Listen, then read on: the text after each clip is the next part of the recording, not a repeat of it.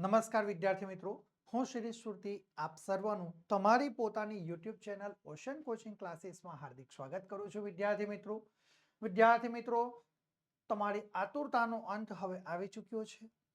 તમે જેની ખૂબ જ આતુરતાપૂર્વક રાહ જોઈ રહ્યા હતા એ ગાલા અસાઇનમેન્ટ બુક 2025ના વર્ષનું આવી ચૂક્યું છે અને આજે આપણે આ વિડીયોની અંદર ધોરણ 12 વિષય ગુજરાતી જેનું પ્રશ્નપત્ર નંબર 6 અને વિભાગ ઈ નું સંપૂર્ણ સમજૂતી સાથે સંપૂર્ણ સોલ્યુશન મેળવવાના છે. વિદ્યાર્થી મિત્રો, તમે અહીં સ્ક્રીન ઉપર જોઈ શકો છો વિદ્યાર્થી મિત્રો કે તમારા માટે 2025ના વર્ષનું જે ગાલા અસાઇનમેન્ટ બુક છે ને એ સરસ મજાનું નવા રૂપ રંગ અને ડિઝાઇન સાથે તમારા માટે આવી ચૂક્યું છે. વિદ્યાર્થી મિત્રો, તો હવે તમારે ક્યાંય કોઈ ચિંતા કરવાની જરૂર રહેતી નથી, કારણ કે અમે તમારા માટે એક જબરજસ્ત અહીં આગળ તમારું સચોટ સોલ્યુશન લઈને આવી ચૂક્યા છે. તે પણ એક વિષયનું નહીં, તમામ વિષયના સચોટ સોલ્યુશન તમને અહીંયાથી પ્રાપ્ત થવાના છે.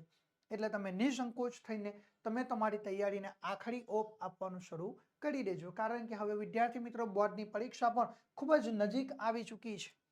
એટલે હવે તમારે તમારી તૈયારીને આખરી ઓપ આપવાની શરૂઆત કરી દેવી જોઈએ.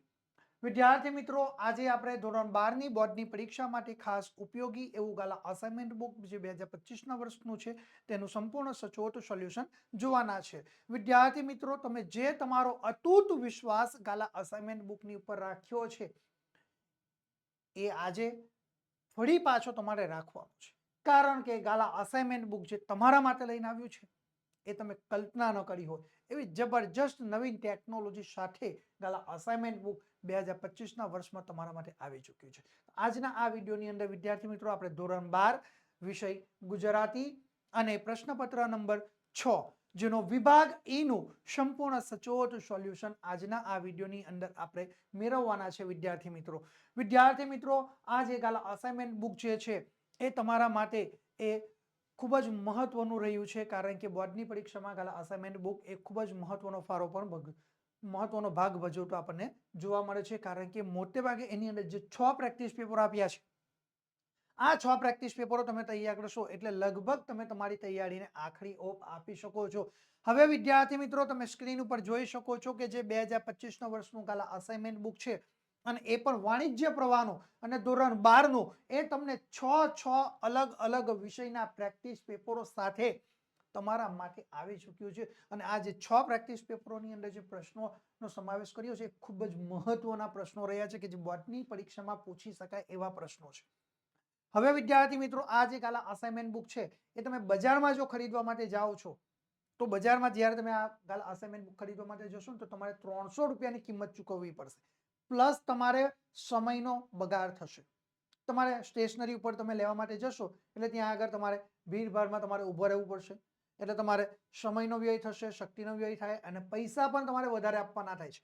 પરંતુ જો તમે અમારી પાસેથી મંગાવો છો આ ગાલા અસાઇનમેન્ટ બુક તો અમે તમને માત્ર અને માત્ર 290 રૂપિયામાં આપી રહ્યા છે, અને એ પણ તમને વિદ્યાર્થી મિત્રો ઘર બેઠા 290 રૂપિયામાં આપીશું. એટલે કે તમારા પૈસા ઓછા થશે, તમારો સમય બચશે અને તમારી શક્તિનો બચાવ થશે. અને વિદ્યાર્થી મિત્રો, આજે તમારો સમય અને શક્તિ જે બચે છે એ સમય અને શક્તિ તમે તમારા બોર્ડની પરીક્ષાની જે તૈયારી કરવાની છે એની અંદર આખરી ઓપ આપી શકો છો. તો વિદ્યાર્થી મિત્રો, 2025ની બોર્ડની પરીક્ષા માટે ગાલા અસાઇનમેન્ટ બુક જે છે 2025ના વર્ષનું એ ખૂબ જ કારગર સાબિત થાય છે. અને વિદ્યાર્થી મિત્રો, જેમ જેમ સમયનો પ્રવાહ બદલાતો જાય છે તેમ તેમ ટેકનોલોજીમાં પણ બદલાવ આવતો જાય છે. અને આ 2025ના વર્ષમાં ગાલા અસાઇનમેન્ટ બુક એ તમારા માટે જબરજસ્ત એક નવીન ટેકનોલોજી લઈને આવ્યું છે. અને આ ટેકનોલોજી જે છે એ તમારા માટે સ્માર્ટ ડીઝી બુક નામની એપ્લિકેશન લઈને આવ્યું છે. પ્લસ તમને એની સાથે ફ્રી ઓનલાઈન આન્સર કી પણ તમને વિદ્યાર્થી મિત્રો પ્રાપ્ત થઈ જવાની છે. ધોરણ 12ના અસાઇનમેન્ટ બુક મેળવવા માટેની લિંક તમને નીચે ડિસ્ક્રિપ્શનમાં આપવામાં આવી છે. સ્ક્રીન ઉપર તમે જોઈ શકો છો એ લિંકના માધ્યમથી પણ તમે આ એપ્લિકેશન ડાઉનલોડ કરી શકો છો. ઘર બેઠા ગાલા અસાઇનમેન્ટ બુક મેળવવા માટે તમે અમારો મોબાઈલ નંબરનો સંપર્ક કરી શકો છો. અમારો મોબાઈલ નંબર છે 7046222254 નંબર ઉપર પણ તમે સંપર્ક કરી શકો છો. તો ક્યાંય કોઈ પણ પ્રકારની તમારે વિદ્યાર્થી મિત્રો ચિંતા કરવાની જરૂર રહેતી નથી, કારણ કે આ તમામ વસ્તુ તમને અહીં આગળ એક જ જગ્યા ઉપરથી વસ્તુઓ પ્રાપ્ત થઈ જશે. ઓકે, હવે વિદ્યાર્થી મિત્રો તમે જે આ ગાલા અસાઇનમેન્ટ બુક જોઈ રહ્યા છો, ઓકે, આ ગાલા અસાઇનમેન્ટ બુકનું પહેલું મુખપૃષ્ઠ છે. હવે આ મુખપૃષ્ઠને તમે પાછળની તરફ ફેરવશો, બરાબર, એટલે તમને આ પ્રકારની કંઈક માહિતી તમને એના પાછળના પેજ ઉપર તમને રહેલી જોવા મળશે. ઓકે, આ પ્રકારની માહિતી જે છે એની અંદર તમને અહીંયા આગળ એક QR કોડ આપ્યો છે. ઓકે, આ QR કોડ જે છે, આ QR કોડને તમારે શું કરવાનું છે, તમારી પાસે રહેલા મોબાઈલની મદદથી સ્કેન કરવાનું છે. ઓકે, આ QR કોડને શું કરવાનું છે, તમારે તમારી પાસે રહેલા મોબાઈલની મદદથી તમારે સ્કેન કરવાનું છે. તમે જો આ QR કોડ તમારા મોબાઈલની મદદથી સ્કેન કરો છો એટલે તમારે કેટલીક વ્યક્તિગત માહિતી તમારી ફિલઅપ કરવાની રહેશે. શું તમારે તમારી કેટલીક વ્યક્તિગત માહિતીઓ ફિલઅપ કરવાની થાય છે. હવે એ તમે તમારી વ્યક્તિગત માહિતી ફિલઅપ કરશો એટલે તમારી પાસે એક OTP આવશે તમારા મોબાઈલ નંબર ઉપર. એ OTP એન્ટર કરશો એટલે તમારું લોગિન થઈ જશે. હવે લોગિન થયા બાદ તમને અહીં આગળ રહેલો જે એક્સેસ કોડ છે, ઓકે, અહીં આગળ રહેલો જે એક્સેસ કોડ છે એ એક્સેસ કોડ તમારે એન્ટર કરવાનો થશે. એ એક્સેસ કોડ તમે એન્ટર કરશો એટલે તમે સીધી સ્માર્ટ ડિઝીબુક નામની એપ્લિકેશન જે છે એ એપ્લિકેશન તમે ડાઉનલોડ કરી શકો છો. પ્લસ તમને એની સાથે ફ્રી ઓનલાઈન આન્સર કી પણ વિદ્યાર્થી મિત્રો પ્રાપ્ત થઈ જશે.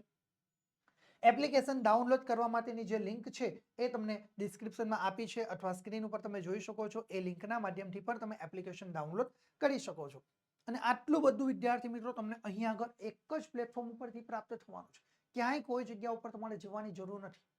માત્ર અને માત્ર અમે જે અહીંયા તૈયારી કરાવી રહ્યા છે એના ઉપર જો તમે ધ્યાન આપશો તો 100% તમારો જે તમે ટાર્ગેટ લઈને બેઠા છો A1 નો, એ તમારો A1 નો ટાર્ગેટ તમારો ક્લિયર થઈ જશે.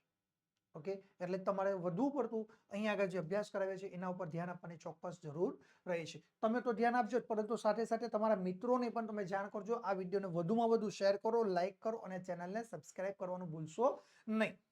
હવે વિદ્યાર્થી મિત્રો આપણે આગળ આપણો અભ્યાસ જોઈએ છે, બરાબર. આટલી બાબતો તો છે જ, આટલી ટેકનોલોજી તો છે જ, પરંતુ એનાથી પણ વિશેષ અમે તમને એક આકર્ષક ઓફર આપી રહ્યા છે. અને એ આકર્ષક ઓફર વિદ્યાર્થી મિત્રો માત્ર અને માત્ર ગાલા 21 અપેક્ષિત પ્રશ્ન સંગ્રહ ઉપર જ છે. ઓકે, શાના ઉપર છે? માત્ર અને માત્ર ગાલા 21 અપેક્ષિત પ્રશ્ન સંગ્રહ ઉપર જ તમને આ આકર્ષક ઓફરનો બેનિફિટ પ્રાપ્ત થવાનો છે. અને આ આકર્ષક ઓફર તમને કઈ કઈ રીતે પ્રાપ્ત થશે એ તો હું એની પણ તમને ચર્ચા કરીશ.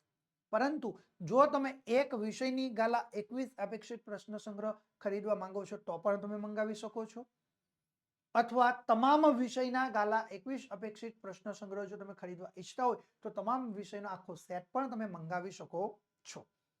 વિદ્યાર્થી મિત્રો, જો તમે અમારી પાસેથી 300 રૂપિયા કે 300 રૂપિયા કરતા વધુની જો ખરીદી કરો છો તો અમે તમને 15% સુધીનું ડિસ્કાઉન્ટ આપી શકીએ છીએ. કેટલા રૂપિયાનું ખરીદી કરશો તો 300 રૂપિયા કે 300 રૂપિયા કરતા વધુની ખરીદી કરો તો અમે તમને 15% ડિસ્કાઉન્ટ આપીશું. અને આ 15% ડિસ્કાઉન્ટ મેળવવા માટેનો જે યુઝર પ્રોમો કોડ રહ્યો છે એ NAV15 રહ્યો છે. કયો છે? એ ખરીદવા માટેનો યુઝર પ્રોમો કોડ NAV15 રહ્યો છે. આ ડિસ્કાઉન્ટ જો તમે NAV15 લખીને અમને મેસેજ કરશો એટલે અમે તમને આ 15% ડિસ્કાઉન્ટનો લાભ આપીશું.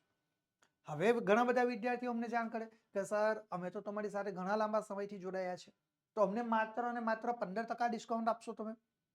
તો પછી અમે નક્કી કર્યું છે કે ચલો ભાઈ, આપણા જૂના વિદ્યાર્થીઓ છે, ઘણા સમયથી આપણી સાથે સંકળાયેલા છે, જોડાયેલા છે, તો પછી આપણે એ 15%થી ડિસ્કાઉન્ટ વધારીને અમે તમને 20% સુધીનું ડિસ્કાઉન્ટ આપી શકીએ છીએ. કેટલું? 20% સુધીનું ડિસ્કાઉન્ટ આપી શકીએ છીએ.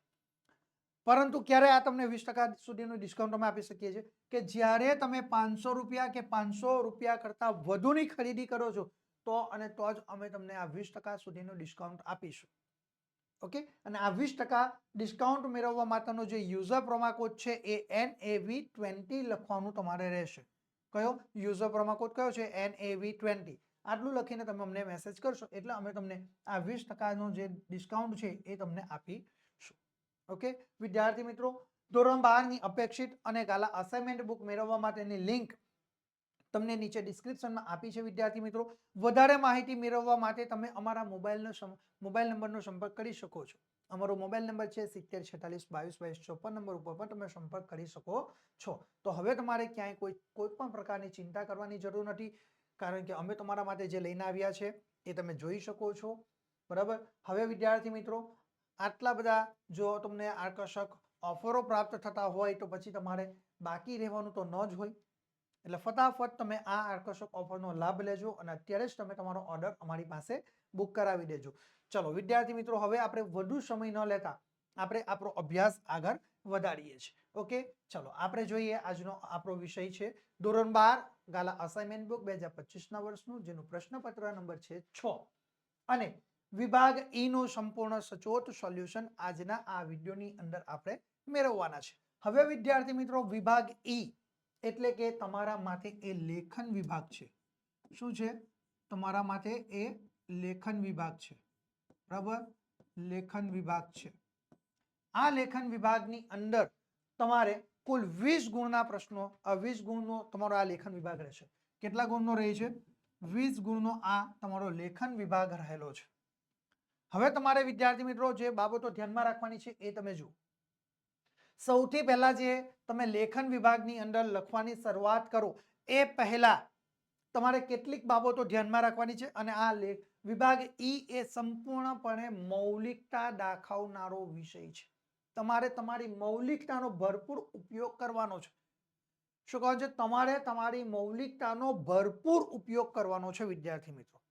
ઓકે, તો આ ભરપૂર ઉપયોગ કરીને તમે વિભાગ ઈ એટલે કે જે તમારો લેખન વિભાગ છે એ તમે લખી શકો છો. ઓકે, તો અહીં આગળ આપણી પાસે સૂચના આવી ચૂકી છે સ્ક્રીન ઉપર. પ્રશ્ન નંબર 83 છે. સૂચના આપણને આપી છે કે તમારા વિસ્તારમાં પીવાના પાણીની તીવ્ર અછત ઊભી થઈ છે. શું સૂચના છે? કે તમારા વિસ્તારમાં પીવાના પાણીની તીવ્ર અછત ઊભી થઈ છે. ઓકે, તે અંગે જરૂરી સહાય માટે વિનંતી કરતી અરજી મ્યુનિસિપલ કમિશનરશ્રીને ઉદ્દેશીને લખો. શું?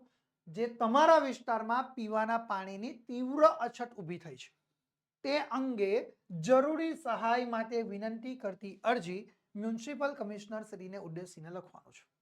શાના માટેની? આ જો તમે સૂચના 2 વાર વાંચો. 1 વાર નહીં પરંતુ 2 વાર, બિલકુલ નિરાંતે, બિલકુલ ટેન્શન મુક્ત થઈને, ચિંતા મુક્ત થઈને તમારે આ સૂચના વાંચવાની છે અને ત્યાર પછી જ તમારે તમારું લેખન કાર્ય કરવાની જરૂર છે. ઓકે, ત્યાં સુધી તમે લેખન કાર્ય કરવાનું નથી. ઓકે, એટલે તમારે સૌથી પહેલા તો તમારા મગજની અંદર આ જે વિષય આપ્યો છે એ ક્લિયર થવો જોઈએ અને ત્યાર પછી લખશો તો તમે વધુ સચોટતાથી લખી શકો છો. ઓકે, તો આપણો વિષય થશે અહીંયા ગાડી કે તમારા વિસ્તારમાં પીવાના પાણીની જે તીવ્ર અછત ઊભી થઈ છે તે અંગે જરૂરી સહાય માટે વિનંતી કરતી અરજી મ્યુનિસિપલ કમિશનરશ્રીને ઉદ્દેશીને લખવાની છે. આપણો વિષય થઈ ગયો. હવે વિદ્યાર્થી મિત્રો, આપણે ધોરણ 12ના વિદ્યાર્થી હોવાને નાતે આપણે આપણા નામની ગોપનીયતા જાળવવાની છે. અરજી લેખનમાં સૌથી પહેલું મહત્વનું પાસું શું છે કે આપણે આપણા નામની ગોપનીયતા જાળવવાની છે. સ્થળનો પણ આપણે ઉલ્લેખ નહીં કરવાનો, પરંતુ આપણે શું કરવાનું છે, આપણે જે સ્થળ પર નથી રહેતા એ સ્થળનો આપણે ઉલ્લેખ કરવાનો છે, નિર્દેશ કરવાનો છે. અથવા તમે કોઈ પણ અલગ અલગ વિસ્તારોના નામ લખી શકો છો, તાલુકાનું, જિલ્લાનું, તમારા ગામનું, શહેરનું, વિસ્તારનું નામ લખી શકો છો, સોસાયટીનું નામ લખી શકો છો. તમે નામની જગ્યા ઉપર XYZ બરાબર, ABC બરાબર, PQRS એવા કોઈ પણ રેન્ડમલી તમે એવા શબ્દોનો ઉપયોગ કરી શકો છો. તો અહીં આગળ આપણે જો તમારા વિસ્તારમાં પીવાના પાણીની તીવ્ર અછત ઊભી છે તે અંગે જરૂરી સહાય માટે વિનંતી કરતી અરજી મ્યુનિસિપલ કમિશનરશ્રીને ઉદ્દેશીને લખવાની છે. બરાબર, તો અહીં આગળ આપણે XYZ પણ લખી શકીએ છીએ. બરાબર, પરંતુ આ જેટલી પણ વિગતો આપણે દર્શાવીએ છીએ વિદ્યાર્થી મિત્રો એક સીધી હરોળમાં હોવી જોઈએ. બરાબર, એક સીધી હરોળની અંદર આપણે લખવાની છે. તો સૌથી પહેલા આપણે અહીં આગળ XYZ પણ લખી શકીએ છીએ. XYZ બરાબર, એ પણ આપણે લખી શકીએ છીએ. જો એ નહીં લખો તો પણ વાંધો નહીં, પરંતુ અહીં આગળ આપણે કયા ગામમાં આ તકલીફ છે તો સૌથી પહેલા ગામનું નામ, તો ભાઈ નવા ગામ. પછી આપણે અલ્પવિરામ મૂક્યું. શા માટે? કારણ કે હજુ આપણે ઉલ્લેખ કરવાનો બાકી છે, અધૂરું છે. બરાબર, એટલે આપણે અલ્પવિરામ મૂક્યું. ત્યાર પછી જો ગામ તો નવા ગામ લખ્યું. ત્યાર પછી આપણે કયો તાલુકો લાગે તો ભાઈ આપણે કાલુપુર લખ્યો છે, તો અલ્પવિરામ કરો, કારણ કે હજુ આપણે જિલ્લો લખવાનો બાકી છે. ત્યાર પછી આપણે નીચે લખીએ કે જિલ્લો અમદાવાદ, બરાબર, અને પૂર્ણ વિરામ મૂક્યું છે.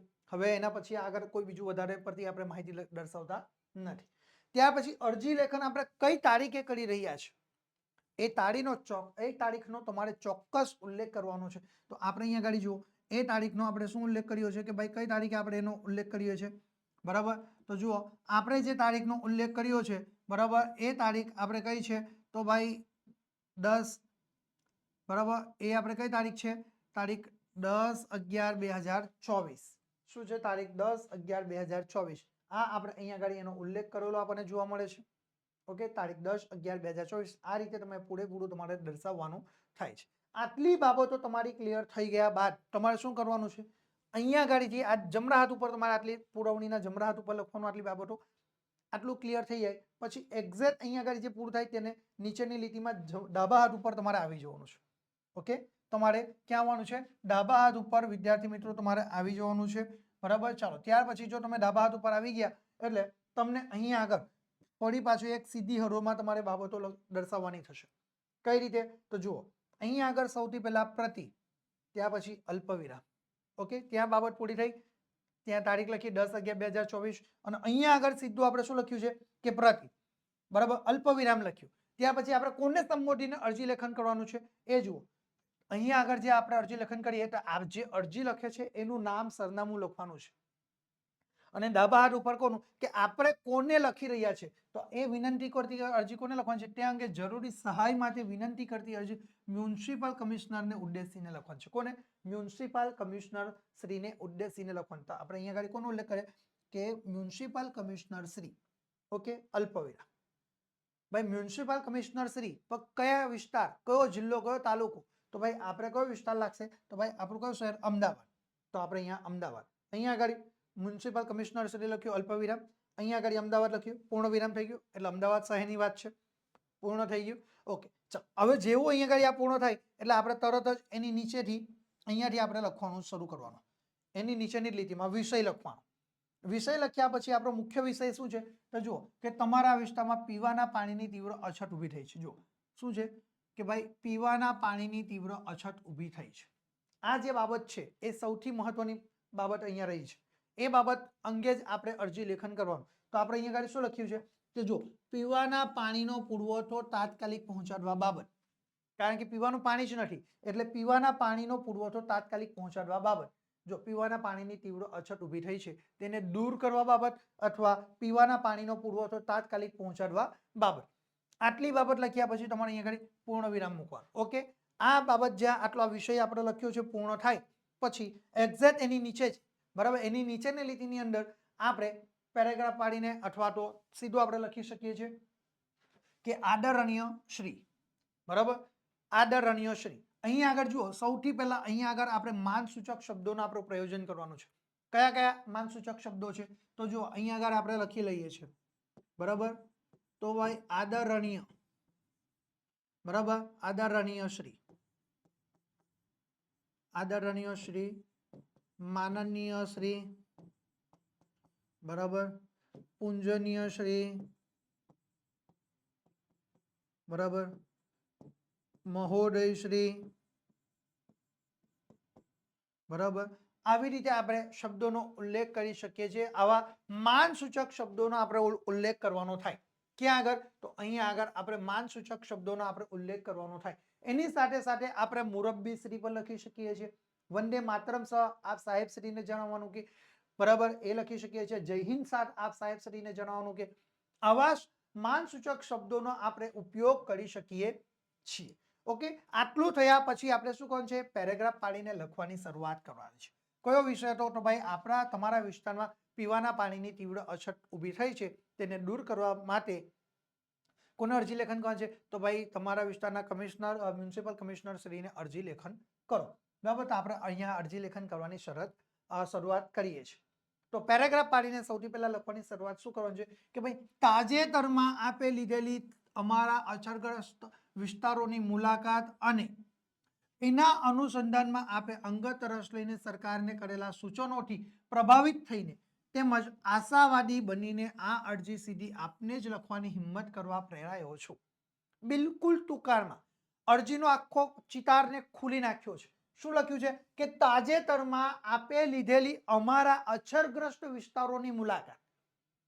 જે અછતગ્રસ્ત વિસ્તારો છે તેની જે તાજેતરમાં જે મુલાકાત લીધી અને તેના અનુસંદર્ભમાં આપે અંગત રસ લીધો. અમારા અછતગ્રસ્ત વિસ્તારોમાં જે પીવાના પાણી તંગી તેનો આપે શું અંગત રસ લીધો છે અને સરકારને સૂચનો પણ કર્યા છે, જેથી કરીને હું આપના આ કાર્યથી ખૂબ જ પ્રભાવિત થયો છું અને જેના કારણે આશાવાદી બનીને આ અરજી સીધી હું આપ સાહેબશ્રીને જ લખવાની હિંમત કરવા માટે હું પ્રેરાયો છું. જો તમે અહીં આગળ આ સરકારને કરેલા બરાબર આ જો આપણે મુલાકાત ન લીધી હોય અને આપે સરકારને કરેલા જે સૂચનો છે ને એનાથી હું પ્રેરિત થયો છું અને તેના કારણે આશાવાદી બનીને આ અરજી સીધી આપને જ લખવાની હિંમત કરવા માટે લખવાની હિંમત કરવા માટે હું પ્રેરાયો છું. ઓકે, ચલો ત્યાર પછી અહીંયા આગળ આપણી અરજીનો ચિતાર ખુલ્લો થઈ ગયો. હવે આપણે શું કરવાનું છે, હવે અરજીમાં કઈ કઈ બાબતો દર્શાવવાની છે એ જુઓ. બરાબર, તો આપણા વિસ્તાર વિશે આપણે માહિતી લખવાની છે. બરાબર, તો ચાલો હવે આપણે જોઈશું અંદર બરાબર કે આપણે અરજી લેખનમાં શું લખી શકીએ છીએ. તો પેરેગ્રાફ પાડવાનો છે. સૌથી પહેલા પેરેગ્રાફ પાડ્યા પછી તમારે લખવાની શરૂઆત કરવાની છે કે આશરે 10,000 માણસોની વસ્તી ધરાવતું અમારું કયું નવા ગામ. બરાબર, નવા ગામ આ વર્ષે પીવાના પાણીની અછતને કારણે ગંભીર કટોકટીમાં મુકાઈ ગયું છે. શું? આશરે 10,000 માણસોની વસ્તી ધરાવતું અમારું નવા ગામ આ વર્ષે પીવાના પાણીની અછતને કારણે ગંભીર કટોકટીમાં મુકાઈ ગયું છે. શું? ગંભીર કટોકટીમાં મુકાઈ ગયું છે. વિદ્યાર્થી મિત્રો, બીજી એક બાબત ધ્યાનમાં રાખવાની કે જ્યારે આપણે અરજી લેખન કરીએ ને ત્યારે વાણીમાં નમ્રતા હોવી જોઈએ. આગ્રહ સૂચક શબ્દોનું આપણે પ્રયોજન કરવાનું છે, નહીં કે આપણે ધાક ધમકી ભરેલા શબ્દોનો આપણે ઉપયોગ કરવાનો. અરજી લેખનમાં ધાક ધમકી ભરેલા કે દબાણ કરવાના શબ્દોનો વાક્યોનો આપણે પ્રયોજન કરવાનો નથી, પરંતુ આગ્રહ સૂચક શબ્દોનો ઉપયોગ કરવાનો છે. બરાબર, વિનંતી સૂચક નમ્રતાથી વાક્યની અંદર આપણે લખાણ કરવાનું છે. નમ્રતાનો ભાવ રજૂ થતો હોવો જોઈએ વાક્યમાં. બરાબર, એટલે આપણે જો અહીંયા લખ્યું છે બરાબર કે આશરે 10,000 માણસોની વસ્તી ધરાવતું અમારું નવા ગામ આ વર્ષે પીવાના પાણીની અછતને કારણે ગંભીર કટોકટીમાં મુકાઈ ગયું છે. ઓકે, ગામની આજુબાજુના 10 કિલોમીટરના અંતરમાં એકેય નદી નથી. શું? ગામની આજુબાજુના 10 કિલોમીટરના અંતરમાં એકેય નદી પણ નથી અને ગામના લોકોને પીવાનું પાણી પૂરું પાડતા જે 3 કુવા ગામમાં હતા તેના તળિયા ખાલીખમ છે. આ સમગ્ર ગામના લોકોને જે પીવાનું પાણી પૂરું પાડતા એ જે 3 કુવાઓ હતા ગામની અંદર એ પણ બિલકુલ તળિયા ઝાટક થઈ ગયા છે, કારણ કે પાણી હવે રહ્યું નથી કુવાની અંદર પણ. બરાબર, પાણી સુકાઈ ગયું, પૂર્ણ થઈ ગયું છે. એટલે એમણે લખ્યું છે કે ગામના લોકોને પીવાનું પાણી પૂરું પાડતા જે 3 કુવા ગામમાં હતા તેના તળિયા ખાલીખમ બિલકુલ થઈ ગયા છે. ઓકે, ત્યાર પછી આપણે આગળ ઉલ્લેખ કરી શકીએ કે ગામના ઢોરને પાણી પીવા સારું ભાગોળે એક નાનકડી તરાવડી હતી. ગામના જે ઢોર ધાખરો છે, મૂંગા પશુઓ છે, એ મૂંગા પશુઓને પાણી પીવા માટે ગામની ભાગોળે એક નાનકડી તરાવડી બનાવી હતી. તેમાં પણ અત્યારે પાણી નથી. આ વર્ષે આ વિસ્તારમાં વરસાદ અત્યંત ઓછો થયો હોવાને કારણે શું? આ વર્ષે આ વિસ્તારમાં વરસાદ અત્યંત ઓછો થયો હોવાને કારણે ગામના જળાશયોની આવી કરુણ હાલત થઈ છે. શું? આ વર્ષે આ વિસ્તારમાં વરસાદ અત્યંત ઓછો થયો હોવાને કારણે ગામના જળાશયોની આવી કરુણ હાલત થઈ છે. શું? આ વર્ષે આ વિસ્તારમાં વરસાદ અત્યંત ઓછો થયો છે. અમારા વિસ્તારની અંદર બિલકુલ વરસાદ ઓછો થયો છે, જેના કારણે ગામના જળાશયો છે ગામના એની બિલકુલ આવી હાલત થયેલી આપણને જોવા મળે છે. ત્યાર પછી પેરેગ્રાફ પાડીને લખો. અમારા ગામની 90% વસ્તી તો ચોમાસુ ખેતી પર જ નભનારી છે. શું છે? અમારા ગામની જે 90% વસ્તી છે, બરાબર, એ તો આખું ચોમાસુની ખેતી ઉપર જ નભનારી છે. ચોમાસુ વરસાદની પાણીની ઉપર જ આધારિત રહેલી છે અને ગામના ખેડૂતોની આર્થિક સ્થિતિ એટલી સદ્ધર નથી કે પોતાના ખેતરમાં એ બોર કરાવી શકે. ગામના ખેડૂતોની આર્થિક સ્થિતિ એટલી બધી સારી નથી કે જે પોતે પૈસા ખર્ચીને ખેતરની અંદર બોર કરાવી શકે, સિંચાઈ દ્વારા 12 મહિના ખેતી કરી શકે. શું સિંચાઈ દ્વારા ખેતરમાં બોર કરાવે અને સિંચાઈ દ્વારા એ 12 મહિના ખેતી કરી શકે એટલી આર્થિક પરિસ્થિતિ સારી એમની નથી. વળી આ ગામની માલિકીનો કોઈ એવો કૂવો ખેતરોમાં પણ નથી કે જે આ ગામના માણસોને અને ઢોર ધાખરને પાણી આપી શકે. અને અમારા ગામની માલિકીનો કોઈ એક એવો કૂવો પણ નથી કે ખેતરમાં પણ નથી કે જે ગામના માણસોને અને જે ગામના જે ઢોર ધાખરો છે, મૂંગા પશુ પક્ષીઓ છે, પ્રાણીઓ છે, એમને પીવાનું પાણી આપી શકે. જેને પરિણામે લોકો ગાડા દમડિયા જોડીને આજુબાજુના વિસ્તારોમાં રખડે છે. બળદગાડા જોડીને એ આજુબાજુના ગામડાઓની અંદર આજુબાજુના વિસ્તારોમાં રખડે છે અને જ્યાંથી જેવું મળે તેવું પાણી પીપોમાં ભરી લાવીને એ દરેકને માંડ એક ડોલ જેટલું પાણી આપે છે. આજુબાજુના ગામડાઓની અંદર ગાડાઓ અને દમડિયાઓ જોડીને નીકળી પડે છે અને આજુબાજુના વિસ્તારોમાંથી જેવું પાણી મળે તેવું પાણી એ લોકો એ પીપોની અંદર મોટા મોટા પીપો લઈને જાય છે અને એની અંદર ભરી લાવે છે અને ગામના લોકોને એક ડોલ જેટલું પાણી આપે છે. પેરેગ્રાફ પાણી લખવાનું. હજી તો ઉનાળાના કાળઝાળ જેવા 4 મહિના કાઢવાના છે. શું કહ્યું છે? હજી તો ઉનાળાના કાળઝાળ જેવા 4 મહિનાઓ કાઢવાના છે. ખેતી નિષ્ફળ જતા લોકો બેકાર અને બેહાલ બની ગયા છે. કારણ કે વરસાદ વરસ્યો નથી, જેના કારણે ખેતરની અંદર પાક તૈયાર થઈ શક્યો નથી. એટલે ખેતી નિષ્ફળ જતા લોકો બેકાર અને બેહાલ બની ગયા છે. અને એમાં વળી પીવાનું પાણી મળતું નથી એટલે આખું ગામ એ ખાલી થઈ જાય એવા સંજોગો ઊભા થયા છે.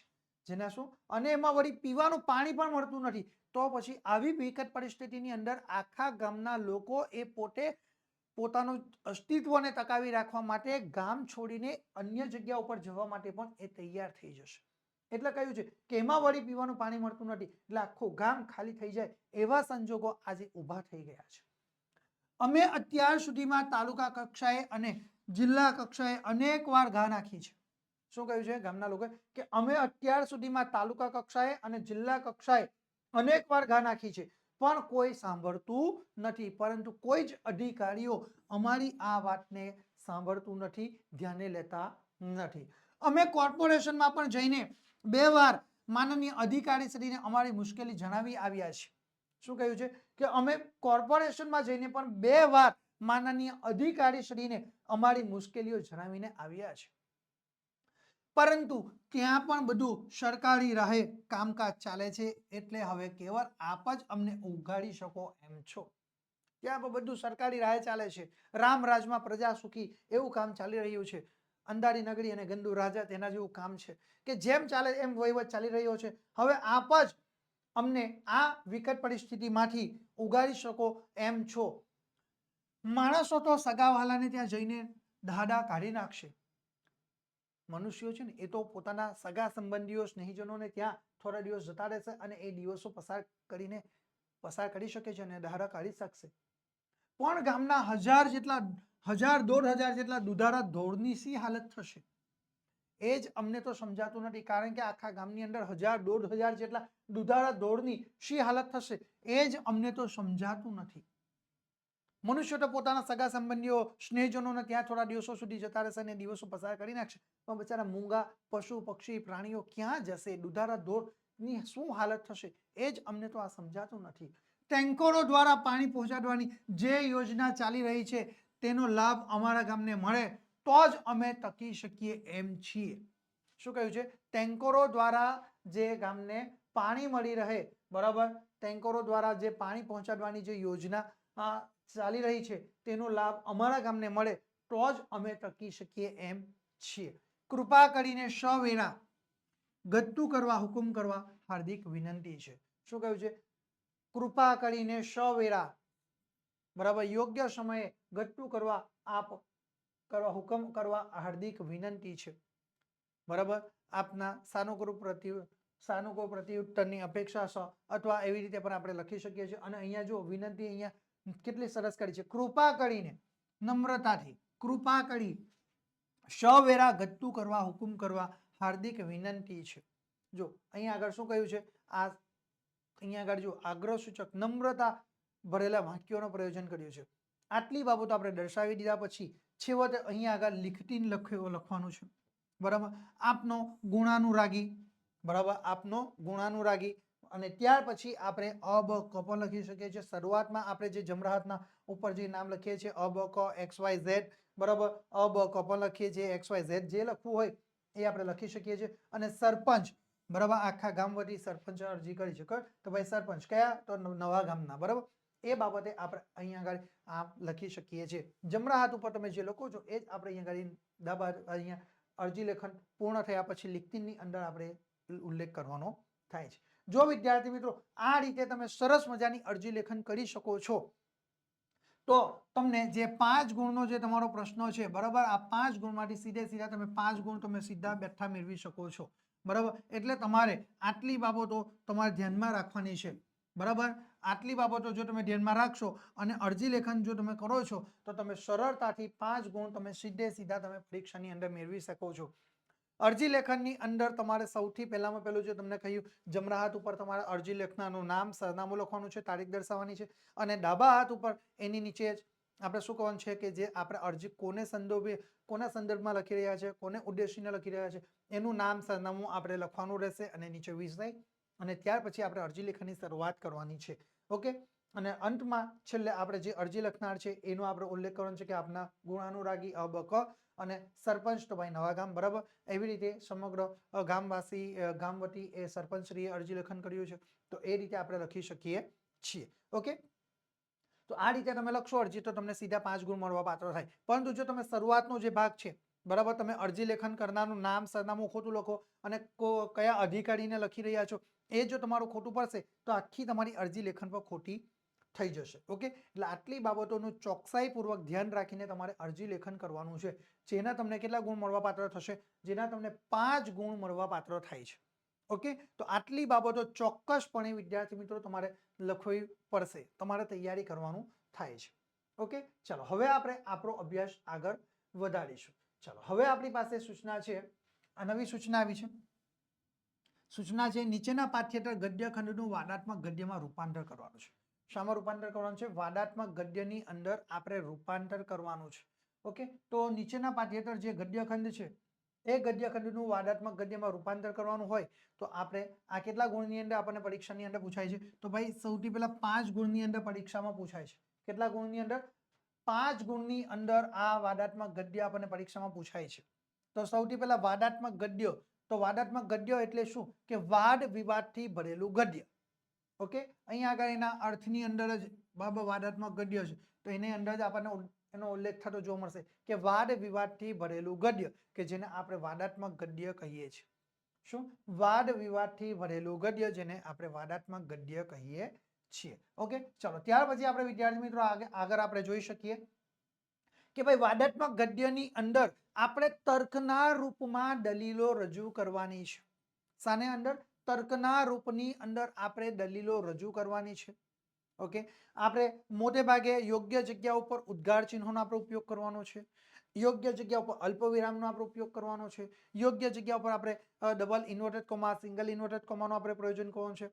ટૂંકમાં આપણે કહીએ તો વિરામ ચિહ્નોનો યોગ્ય જગ્યા ઉપર યોગ્ય રીતે આપણે ઉપયોગ કરવાનો છે. આપણી વાક્ય રચના સીધી, સાદી અને સરળ શૈલીની અંદર હોવી જોઈએ. બરાબર, એમાં કોઈ શંકા નથી, એમાં કોઈ બેમત નથી જેવા શબ્દોનો આપણે પ્રયોજન કરી શકીએ છીએ. આ રીતે અહીં આગળ આપણે દલીલોને રજૂ કરવાની છે. તર્કના રૂપમાં આપણી દલીલો હોવી જોઈએ. મતલબમાં ટૂંકમાં કેવું હોય તો આપણે ટૂંકમાં દલીલો આપણી તર્કના રૂપમાં હોવી જોઈએ. બરાબર, આપણે ધિક્ક છે, છિક્ક છે, એવા જે શબ્દો છે એવા શબ્દોનો પણ આપણે અહીંયા ઉપયોગ કરી શકવાના છે. બરાબર, તો અહીંયા આગળ જે વાદાત્મક ગદ્ય છે, બરાબર, એની અંદર તમારે આ રીતે લખાણ કરવાનું થાય છે. સૌથી પહેલા તો જ્યાં તમને આ પેરેગ્રાફ આપે છે, બરાબર, વાદાત્મક ગદ્યની અંદર, તો તમારે એ જે પ્રશ્ન 84 નંબરની અંદર જે તમને પ્રશ્ન પૂછાયો છે, બરાબર, જે પાઠ્યેતર ગદ્યખંડનું વાદાત્મક ગદ્યમાં રૂપાંતર કરવાનું. બરાબર, તો આ પાઠ્યેતર ગદ્યખંડનું જ્યારે વાદાત્મક ગદ્યમાં આપણે રૂપાંતર કરીએ છીએ ને વિદ્યાર્થી મિત્રો, ત્યારે સૌથી પહેલી જે બાબત આપણે ધ્યાનમાં રાખવાની છે એ, બરાબર, તો ભાઈ જે બાબત ધ્યાનમાં રાખવાની છે એ, તો આ જે પેરેગ્રાફ આપ્યો છે ને એ પેરેગ્રાફને તમારે 1 થી 2 વાર વાંચન કરવાનું છે, બિલકુલ શાંત ચિત્તે, શાંત મને, બરાબર. 1 થી 2 વાર તમે એનું વાંચન કરો એટલે આપોઆપ તમને ખ્યાલ આવશે કે આ પેરેગ્રાફની અંદર શું કહેવા માંગ્યું છે. ઓકે, ચલો હવે આપણે જોઈએ તો ભાઈ આ પેરેગ્રાફની અંદર આપણે કઈ રીતે વાદાત્મક ગદ્યનું લેખન કરી શકીએ છીએ, તો એ જોઈએ આપણે. એ પહેલા આપણે આ વાદાત્મક ગદ્ય જે આપ્યો છે એ ગદ્ય ખંડનું આપણે વાંચન કરીશું. તો આપણે જુઓ, જીવનમાં મૌલિકતાનું મહત્વ જે મા બાપ સમજે છે તેઓ બાળકોની સ્વતંત્ર વિચારસરણીને રૂંધવાનો કદી પ્રયાસ નહીં કરે. શું કહ્યું છે? જીવનમાં મૌલિકતાનું મહત્વ, મૌલિકતા મેં તમને કહ્યું પોતાની મુક્ત રીતે પોતાના વાણી વિચારોને રજૂ કરતો હોવો જોઈએ, એ મૌલિકતા છે. કે જીવનમાં મૌલિકતાનું મહત્વ જે મા બાપ સમજે છે તેઓ બાળકની સ્વતંત્ર વિચારસરણીને રૂંધવાનો કદી પ્રયાસ નહીં કરે. એટલે શું કહ્યું છે કે બાળકોની સ્વતંત્ર વિચારસરણીને, બાળકને મુક્ત છોડી દો, એને જે રીતે વિચારવું હોય, જે રીતે એના પોતાના વિચારોને રજૂ કરવા છે એ રીતે રજૂ કરવા દો, એ વિચારસરણીને રૂંધવાનો કદી પણ પ્રયાસ કરશે નહીં. પારકા ઉછીના વિચારો ઉપર કોઈનું જીવન સારી પેઠે વ્યતીત થઈ શક્યું નથી. પારકા અને ઓછીના વિચારો ઉપર કોઈનું પણ જીવન સારી પેઠે વ્યતીત થઈ શક્યું નથી. પારકાના હોય કે ઓછીના વિચારો પર કોઈનું જીવન સારી પેઠે વ્યતીત થઈ શક્યું નથી.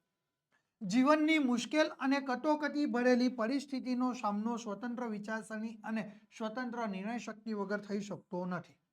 શું કહ્યું છે? જીવનની મુશ્કેલ અને કટોકટી ભરેલી પરિસ્થિતિનો સામનો પણ, શું? જીવનની મુશ્કેલ અને કટોકટી ભરેલી પરિસ્થિતિનો સામનો પણ સ્વતંત્ર વિચારસરણી અને સ્વતંત્ર નિર્ણય શક્તિ વગર થઈ શકતો નથી. સ્વતંત્ર છોડવા પડશે, બરાબર. વિચારસરણી પણ કેવી હોવી જોઈએ? આપણી સ્વતંત્ર હોવી જોઈએ. નિર્ણય શક્તિ કેવી હોવી જોઈએ? તો બિલકુલ સ્વતંત્ર હોવી જોઈએ. એ જીવનની મુશ્કેલી હોય ને કટોકટી ભરેલી પરિસ્થિતિ હોય ને, જો એનો સામનો કરવો હોય ને, તો એના માટે સ્વતંત્ર વિચારસરણી અને સ્વતંત્ર નિર્ણય શક્તિ વગર એ થઈ શકતું નથી. પછી તમે એને બંધનમાં રાખવાનો જેટલો પણ પ્રયત્ન કરશો ને, એ ક્યારે પણ તમારા બંધનમાં રહી શકશે નહીં, બરાબર. જે મા બાપ પોતાના બાળકોને અતિ સુરક્ષિત વાતાવરણમાં રાખે છે એ બાળકો 14, 16 કે 18 વર્ષની ઉંમરે અસુરક્ષિતતા ન અનુભવે તો જ નવાય. શું? જે મા બાપ પોતાના બાળકોને અતિ સુરક્ષિત વાતાવરણ પૂરું પાડે છે, જે માતા પિતા પોતાના બાળકોને એકદમ સુરક્ષા ભરેલું વાતાવરણ પૂરું પાડે છે અથવા એવા વાતાવરણમાં રાખે છે, એ બાળક 14 વર્ષ, 16 વર્ષ કે 18 વર્ષની ઉંમરે અસુરક્ષિતતા ન અનુભવે તો જ નવાય. એ 14, 16 કે 18 વર્ષની ઉંમરનો થાય ત્યાં સુધીમાં એ પોતે પોતાની જાતને અસુરક્ષિત અનુભવે છે. એ પોતે પોતાની જાતને શું? અસુરક્ષિત અનુભવે છે. એટલે જ તો કહ્યું છે એ અસુરક્ષિતતા ન અનુભવે તો જ નવાય.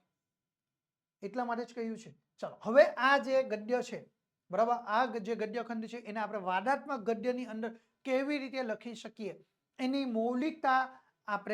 મૌલિકતાનો ઉપયોગ કરીને આ વાદાત્મક ગદ્યને આપણે સરસ રીતે રજૂ કરવાની છે.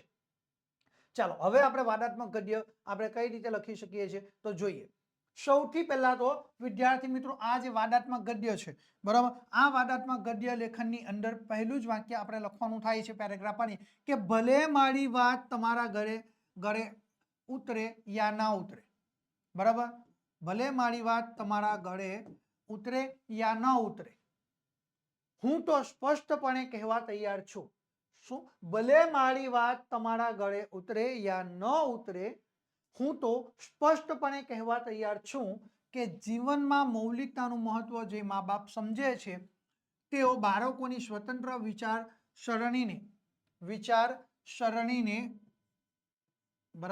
વિચારસરણીને રૂંધવાનો કદી પ્રયાસ નહીં કરે, બરાબર. અહીંયા જો આપણે શું કહ્યું છે? ભલે મારી વાત તમારા ઘરે ઉતરે યા ન ઉતરે.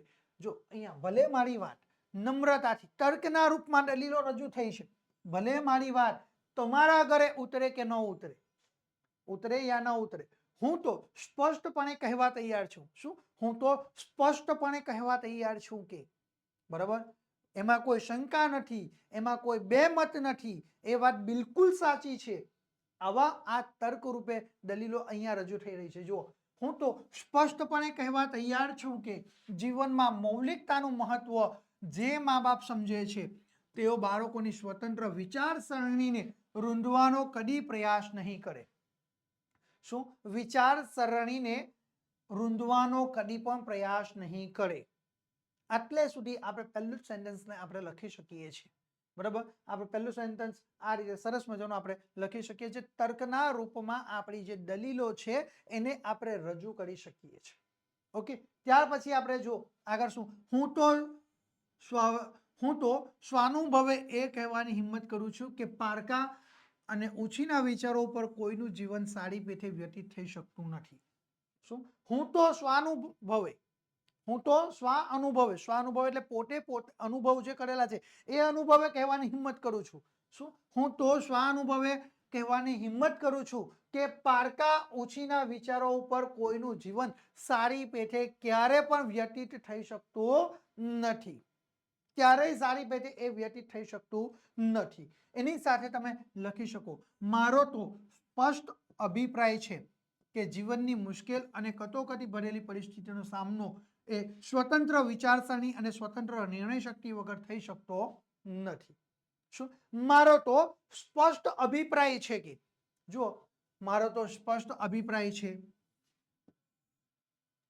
મારો તો સ્પષ્ટ અભિપ્રાય છે કે જીવનની મુશ્કેલ અને કટોકટી ભરેલી પરિસ્થિતિનો સામનો એ સ્વતંત્ર વિચારસરણી અને સ્વતંત્ર નિર્ણય શક્તિ વગર થઈ શકતો નથી. કેટલું સરસ રીતે અહીંયા આગળ જો રજૂ થઈ છે કે ભલે મારી વાત તમારા ગળે ઉતરે યા ના ઉતરે. બરાબર, પછી જો હું તો સ્પષ્ટપણે કહેવા તૈયાર છું. આ બધા તર્કના રૂપમાં દલીલો રજૂ થયેલી છે, એનો રૂંધવાનો પ્રયાસ નહીં કરો. બરાબર, હું તો સ્વાનુભવે કહેવાની હિંમત કરું છું. બરાબર, ત્યાર પછી મારો તો સ્પષ્ટ અભિપ્રાય છે. બરાબર, ત્યાર પછી આપણે અહીંયા જો કહી શકીએ આ તો દીવા જેવી સ્પષ્ટ બાબત છે. જો આ પણ એવા શબ્દોના આપણે તર્કના રૂપમાં બધી દલીલો છે કે આ તો દીવા જેવી સ્પષ્ટ બાબત છે કે, બરાબર, આ બધા શબ્દોનો તમે ઉપયોગ કરી શકો છો. આ તર્ક ભરેલી દલીલો તમે ઉપયોગ કરી શકો છો કે આ તો દીવા જેવી સ્પષ્ટ બાબત છે કે જે મા બાપ પોતાના બાળકોની અતિ સુરક્ષિત વાતાવરણમાં રાખે છે એ બાળક 14, 16 કે 18 વર્ષની ઉંમરે અસુરક્ષિતતાનો ભોગ બને જ છે. જોયું? અહીંયા એક પણ વાક્ય તમને એવું જોવા મળે છે કે ભાઈ નકારાત્મક રૂપે રજૂ થયું છે. બધી જ બાબતોની અંદર દલીલો રજૂ કરી છે, પરંતુ કઈ રીતે? તો એ તર્કના સ્વરૂપમાં દલીલોને રજૂ કરવામાં આવી છે, પ્રશ્ન સ્વરૂપે એ રજૂ કરવામાં નથી. તર્કના રૂપમાં દલીલો રજૂ કરી છે અને વાક્ય રચના જો બિલકુલ સીધી સાદી અને બિલકુલ સરળ શૈલીની અંદર તમારી મૌલિક શક્તિનો ઉપયોગ કરીને, મૌલિકતાનો ઉપયોગ કરીને આપણે આ વાદાત્મક ગદ્યનું સરસ રીતે લેખન કાર્ય કરી શક્યા છે. ઓકે, તમે જોઈ શકો છો આખા પેરેગ્રાફની અંદર કઈ કઈ જગ્યા ઉપર તમને તર્કના રૂપમાં દલીલો થયેલી છે. બરાબર, એ હું તમને ફરી પાછું એકવાર એ તમને અલગ કલરથી તમને દર્શાવી દઉં છું. બરાબર, ભલે મારી વાત, બરાબર, અહીંયા જુઓ, ભલે મારી વાત તમારા ઘરે ઉતરે યા ના ઉતરે. બરાબર, હું તો સ્પષ્ટપણે કહેવા તૈયાર છું. બરાબર, ત્યાર પછી જુઓ કે સ્વતંત્ર વિચારસરણી બાબત, હું તો સ્વાનુભવે કહેવાની હિંમત કરું છું. બરાબર, ત્યાર પછી જુઓ આગળ કે મારો તો સ્પષ્ટ અભિપ્રાય છે. બરાબર, ત્યાર પછી જુઓ કે આગળ હું તો સ્વાનુભવે કહેવાની હિંમત કરું છું. બરાબર, મારો તો સ્પષ્ટ અભિપ્રાય છે. પછી ત્યાર પછી આ તો દીવા જેવી સ્પષ્ટ બાબત છે. બરાબર, આ બધા શું છે? તો ભાઈ આ તમામ વસ્તુઓ અહીંયા આગળ આપણે તર્કના સ્વરૂપમાં જે દલીલો રજૂ કરીએ છીએ એ તર્કસૂચક શબ્દોનો આપણે ઉપયોગ કરેલો છે. બરાબર, એમાં કોઈ શંકા નથી, એમાં કોઈ બેમત નથી. બિલકુલ તમારી વાત સાચી છે, સત્ય હકીકત છે. બરાબર, આવા શબ્દોનો આપણે પ્રયોજન કરીને આપણે સરસ મજાનો આ વાદાત્મક ગદ્ય લેખન કરી શકીએ છીએ. જો વિદ્યાર્થી મિત્રો તમે આ રીતે સરસ મજાનું વાદાત્મક ગદ્ય લખી શકો છો તો તમે પરીક્ષામાં 5 ગુણની અંદર જે વાદાત્મક ગદ્ય પૂછાય છે એ 5 ગુણમાંથી તમે 5 ગુણ સીધે સીધા તમે મેળવી શકો છો. ઓકે વિદ્યાર્થી મિત્રો, હવે ઘણા બધા વિદ્યાર્થીને એવી મૂંઝવણ થાય કે સર અમે વાદાત્મક ગદ્ય અમને લખી શકતા નથી. તો તમારે ચિંતા કરવાની જરૂર નથી કે તમને વાદાત્મક ગદ્ય ફાવતું નથી વધારે, તો તમારે ચિંતા કરવાની જરૂર નથી, કારણ કે એના અઠવામાં તમને ભાવાત્મક ગદ્ય પરીક્ષામાં પૂછાય. શું થાય? એના અઠવામાં તમને આ અઠવાની અંદર તમને બીજો એક પ્રશ્ન પૂછાય છે અને એ પ્રશ્નો જે પરીક્ષામાં પૂછાય છે એ તમને ભાવાત્મક ગદ્ય સ્વરૂપે પૂછાય છે. શાના સ્વરૂપે પૂછાય છે? ભાવાત્મક ગદ્યના સ્વરૂપમાં એ તમને આગળનો પ્રશ્ન પૂછાય છે. એના અઠવામાં જ વાદાત્મક ગદ્યના અઠવામાં તમને ભાવાત્મક ગદ્ય પૂછાય, જેના પણ તમને કુલ 5 ગુણ તમને રહેલા જોવા મળે છે. કેટલા? જેના 5 ગુણ તમને રહેલા જોવા મળે છે. ઓકે, તો આપણે અહીંયા આગળ જે સૂચના આપી છે એનું 1 થી 2 વાર વાંચન કરી લઈશું. સૌથી પહેલા તો શીર્ષક આપણને આ વિષય આપ્યો છે કે નીચે આપેલ શબ્દ યાદીનો ઉપયોગ કરીને, શું નીચે આપેલી જે શબ્દ યાદીનો ઉપયોગ કરી જો સ્વાશ્રય વિશે 70 થી 80 શબ્દોમાં તમારે ભાવાત્મક ગદ્ય લખવાનો છે. શું? નીચે આપેલ શબ્દ યાદીનો ઉપયોગ કરીને સ્વાશ્રય વિશે, મુખ્ય વિષય શું છે આપણો? સ્વાશ્રય. બરાબર, સ્વાશ્રય વિશે 70 થી 80 શબ્દોમાં તમારે ભાવાત્મક ગદ્ય લખવાનો છે. ઓકે, તો સૌથી પહેલા અહીંયા આગળ જુઓ, આપણને આ શબ્દ યાદી આપેલી છે. ઓકે, આ શબ્દ યાદી અહીંયા આપી છે. આ શબ્દ યાદીનો આપણે ઉપયોગ કરવાનો છે અને દરેક શબ્દોનો આપણે ઉપયોગ કરીને આપણે અહીંયા આગળ આ જે ભાવાત્મક ગદ્ય છે એનું લેખન કરવાનું છે. ઓકે વિદ્યાર્થી મિત્રો, તો ભાવાત્મક ગદ્ય લેખન કરતી વખતે સૌથી પહેલા જે તમારે બાબતો યાદ રાખવાની છે એ કે ભાઈ તમે ભાવાત્મક ગદ્ય લેખન જ્યારે કરો છો ત્યારે તમારા જે વાક્યો છે એની અંદર તમારો અંતરમાંથી ભાવ પ્રગટ થતો હોવો જોઈએ. બરાબર, લાગણીઓ પ્રગટ થતી હોવી જોઈએ, આવેગો રજૂ થતા હોવા જોઈએ, સંવેદના વ્યક્ત થતી હોવી જોઈએ. બરાબર છે. ત્યાર પછી તમારી વાક્ય રચના બિલકુલ સીધી, સાદી અને સરળ શૈલીની અંદર હોવી જોઈએ. બરાબર, અહીંયા આગળ તમારે કોઈક પ્રશ્ન જે પૂછો છો, બરાબર, તો એની અંદર નકારાત્મકતા હોવી જોઈએ નહીં. બરાબર, યોગ્ય જગ્યા ઉપર અલ્પ વિરામ, પૂર્ણ વિરામ, વિગ્રહ રેખા, બરાબર, ગુરુ વિરામ, એની સાથે સાથે ઇન્વર્ટેડ કોમાનો પણ યોગ્ય જગ્યા ઉપર તમારો ઉપયોગ કરવાનો છે. અને ત્યાર પછી તમારે આ ભાવાત્મક ગદ્ય રજૂ કરવાનો છે. ઓકે, તો આપણે જુઓ અહીંયા આગળ જે શબ્દ યાદી આપી છે એ શબ્દ યાદીને આપણે કઈ રીતે અહીંયા આગળ એનો વાક્યમાં પ્રયોજન કર્યું છે અને એ લખ્યા છે. બરાબર, એ જોયો. તો સૌથી પહેલા જે શબ્દ યાદી છે એમાં પહેલો કે ભાઈ સ્વાશ્રય, ત્યાર પછી સ્વાવલંબી, પરાધીનતા, કાર્યમાં ચોકસાઈ, નિયમિતતા, તંદુરસ્તી, ધન અને સમયનો બચાવ, સુખમય જીવન, મહાપુરુષોના જીવન, પ્રેરણા. બરાબર, આટલી બાબતો આપણે અહીંયા આગળ આપણને આપી છે. બરાબર, આટલા જે શબ્દ યાદી છે આ દરેક શબ્દ યાદીનો ઉપયોગ કરીને આપણે વાક્ય લખવાનું થાય. બરાબર, આપણે પેરેગ્રાફ ભાવાત્મક ગદ્યની અંદર તેને પરિવર્તન કરવાના છે આ શબ્દ યાદીનો ઉપયોગ કરીને. બરાબર, 70 થી 80 શબ્દોની અંદર લખવાનું. વધારે પડતું લંબાણપૂર્વકનો આપણો પેરેગ્રાફ હોવો જોઈએ નહીં.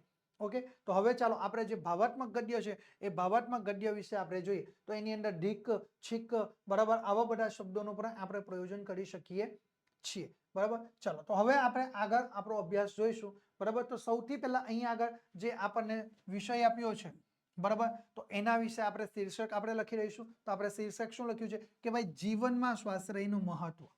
શું? જીવનમાં સ્વાશ્રયનું મહત્વ. ઓકે, તો સ્વાશ્રયનું મહત્વ લખ્યું, આટલું શીર્ષક આપી દીધું. બરાબર, હવે આપણે પેરેગ્રાફ પાડીને લખવાની શરૂઆત કરવાની છે. ઓકે, તો સૌથી પહેલા જે શબ્દો છે એ સ્વાશ્રય. બરાબર, તો સ્વાશ્રય શબ્દોનો આપણે અહીંયા આગળ પહેલા જ વાક્યની અંદર કઈ રીતે પ્રયોજન કર્યું અને ત્યાર પછી આપણે જો બીજો શબ્દ કયો? સ્વાવલંબી. તો પહેલા સ્વાશ્રય શબ્દોનો આપણે વાક્યમાં કઈ રીતે પ્રયોજન કરીએ છીએ? તો જુઓ કે મનુષ્ય જીવનમાં સ્વાશ્રયનું મહત્વ જેટલું આંકીએ એટલું ઓછું છે. શું? સ્વાશ્રયનું જીવન મનુષ્ય જીવનની અંદર, જો મનુષ્ય જીવનની અંદર, બરાબર, ધ્યાન રાખજો કે મનુષ્ય જીવનની અંદર સ્વાશ્રયનું જેટલું પણ મહત્વ આંકીએ એટલું ઓછું છે. જો મનુષ્ય જીવનમાં સ્વાશ્રયનું મહત્વ જેટલું આંકીએ એટલું ઓછું છે. આ પહેલું વાક્ય થયું સ્વાશ્રય જે શબ્દ છે, બરાબર, એ આપણે અહીંયા આગળ અલગ અલગ કલરથી તમને દર્શાવું કે જેથી કરીને તમને ખ્યાલ આવશે સ્વાશ્રયનું. બરાબર, સ્વાશ્રયનું મહત્વ. આ જે શબ્દો છે હું બોક્સ બનાવી દઉં જેથી કરીને તમે જોઈ શકશો કે સ્વાશ્રય મનુષ્ય જીવનમાં સ્વાશ્રયનું મહત્વ જેટલું આંકીએ તેટલું ઓછું છે. સ્વાશ્રય શબ્દ જે યાદી છે તેનું આપણે વાક્યમાં પ્રયોજન કર્યું છે. બરાબર, અને આપણા અંતરમાંથી ભાવ ઉત્પન્ન થઈ રહ્યો છે કે મનુષ્ય જીવનમાં સ્વાશ્રયનું મહત્વ જેટલું આંકીએ એટલું ઓછું છે. ઓકે, પહેલું વાક્ય થયું. ત્યાર પછી જુઓ અહીંયા આગળ તમને બીજું વાક્ય આપ્યું છે. કયું છે બીજું વાક્ય? કયું આપ્યું છે તમને? તો જુઓ એ બીજું વાક્ય તમારી પાસે આવ્યું છે એ સ્વાવલંબી. બીજો શબ્દ યાદી છે સ્વાવલંબી. બરાબર, તો આપણે બીજો અહીંયા આગળ જે સ્વાવલંબી જે શબ્દ છે શબ્દ યાદીની અંદર છે, બરાબર, તેનો આપણે કઈ રીતે પ્રયોજન કરીએ છીએ? તો જુઓ કે ભાઈ માણસ જો સ્વાવલંબી હોય તો તે કદી જીવનમાં પરાધીનતા અનુભવતો નથી. બરાબર, અને ત્રીજો શબ્દ અહીંયા આગળ પરાધીનતા. બરાબર એક સાથે આપણે બે વાક્યોનું પ્રયોજન કર્યું છે અને એની અંદર આપણે એ શબ્દોનો કઈ રીતે આપણે પ્રયોજન કર્યું એ જો કે માણસ જો સ્વાવલંબી હોય તો તે કદી જીવનમાં પરાધીનતા અનુભવતો નથી. તો અહીં આગળ જો સ્વાવલંબી બરાબર આ એક શબ્દનો પ્રયોજન થયો અને અહીં આગળ જો પરાધીનતા બરાબર આ 1 2 અને 3 ત્રણેય શબ્દોનો પ્રયોજન થઈ ગયો. આ પહેલો, આ બીજો અને આ ત્રીજો શબ્દ. બરાબર આ ત્રણેય શબ્દોનો આપણે વાક્યમાં પ્રયોજન કર્યું. બરાબર તો જો માણસ જો સ્વાવલંબી હોય તો તે કદી જીવનમાં પરાધીનતા અનુભવતો નથી. ઓકે ચલો ત્યાર પછી આપણે આગળ આપણે વાક્ય જોઈએ. બરાબર છે તો ત્યાર પછી આપણે આગળનું વાક્ય જોઈશું. શબ્દો છે કે ભાઈ કાર્યમાં ચોકસાઈ.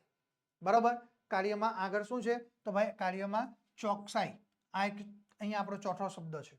બરાબર અને પછી શું છે નિયમિતતા. પાંચમો શબ્દ શું છે નિયમિતતા. તો હવે જુઓ કોઈ પણ કાર્ય હોય શું કોઈ પણ કાર્ય હોય પણ તેમાં ચોકસાઈ અને નિયમિતતા હોય તો કાર્ય કેવું શોભી ઉઠે છે. જો કાર્યમાં ચોકસાઈ અને નિયમિતતા આ બંને શબ્દોના આપણે વાક્યમાં પ્રયોજન કર્યું છે કે ભાઈ કોઈ પણ કાર્ય હોય પણ તેમાં ચોકસાઈ અને નિયમિતતા હોય તો કાર્ય કેવું શોભી ઉઠે છે. તો કાર્ય કેવું શોભી ઉઠે છે તે જુઓ અહીંયા આગળ આપણે અહીંયા આગળ પ્રયોજન કર્યું છે. બરાબર તો હવે આપણે અહીંયા આગળ જો અંડરલાઈન કરીએ કે ભાઈ નિયમિતતા. બરાબર આ એક બોક્સ બનાવી દઈએ. આ એક શબ્દોનું પ્રયોજન થયું અને ચોકસાઈ. બરાબર આ એક બોક્સ બનાવી દઈએ. બરાબર તો કોઈ પણ કાર્ય હોય પણ તેમાં ચોકસાઈ નિયમિતતા હોય તો કાર્ય કેવું શોભી ઉઠે છે. થઈ ગયું આ આપણું વાક્ય તૈયાર થયું. બરાબર ચાલો એટલે જુઓ અહીંયા આગળ આ ચોથો શબ્દનું પણ પ્રયોજન થઈ ગયું અને નિયમિતતા એ પાંચમા શબ્દનું પણ પ્રયોજન થઈ ગયું. બરાબર હવે આપણે જુઓ કે આગળનો શબ્દ કયો છે તંદુરસ્તી. બરાબર આગળનો શબ્દ છે આપણો તંદુરસ્તી. બરાબર તો હવે આપણે જુઓ આગળનો શબ્દ છે આ તંદુરસ્તી. તો આ તંદુરસ્તી શબ્દનો વાક્યમાં પ્રયોજન કઈ રીતે કર્યું તો જુઓ કે વળી વ્યક્તિ જાતે કામ કરે એટલે તન ને મન બંને તંદુરસ્ત રહે. શું જુઓ તંદુરસ્ત શબ્દ કયું વળી વ્યક્તિ જાતે કામ કરે. જો આપણે જાતે કામ કરીએ એટલે તન ને મન બંને તંદુરસ્ત રહે. બરાબર તો આપણે અહીંયા ગાડી કયો તંદુરસ્ત. બરાબર એને બોક્સ બનાવી દીધું અને આને છઠ્ઠો નંબર આપી દીધો. છઠ્ઠો શબ્દ. બરાબર શબ્દ યાદીમાં છઠ્ઠો નંબર છે તો તંદુરસ્ત રહે છે. થઈ ગયું. ચાલો ત્યાર પછીનો અહીંયા શબ્દો કયો છે તો જુઓ. બરાબર કે અહીંયા ગાડી ધન અને સમયનો બચાવ. બરાબર ધન અને સમયનો બચાવ. પછી સુખમય જીવન મહાપુરુષોના જીવન. બરાબર તો હવે આપણે અહીંયા ગાડી એ શબ્દોનો આપણે ઉપયોગ કરી શકીએ છીએ. બરાબર તો હવે આપણે જુઓ તન અને મન. બરાબર ધન અને સમયનો બચાવ થાય તો હવે એનો આપણે કઈ રીતે આપણે ઉપયોગ કરી શકીએ ધન અને સમયનો બચાવ. બરાબર તો હવે આગળનું વાક્ય જે છે આપણું બરાબર એ ધન અને સમયનો બચાવ જે શબ્દો છે એ. બરાબર તો આપણે આગળ આપણો વાક્યનો બનાવી શકીએ છીએ કે જો વ્યક્તિ વળી વ્યક્તિ જાતે કામ કરે એટલે તનનો તો બચાવ થાય જ. બરાબર તન ને મન બંને તંદુરસ્ત રહે છે. તન અને મન આપણું શરીર બરાબર તન અને મન બંને સ્વસ્થ અને તંદુરસ્ત રહે. બરાબર એની સાથે આપણે શું કહ્યું છે ધન અને સમયનો બચાવ. આગળનો શબ્દ જે છે તે જુઓ. બરાબર તો સાથે પૈસા અને સમય બચે તો નફામાં.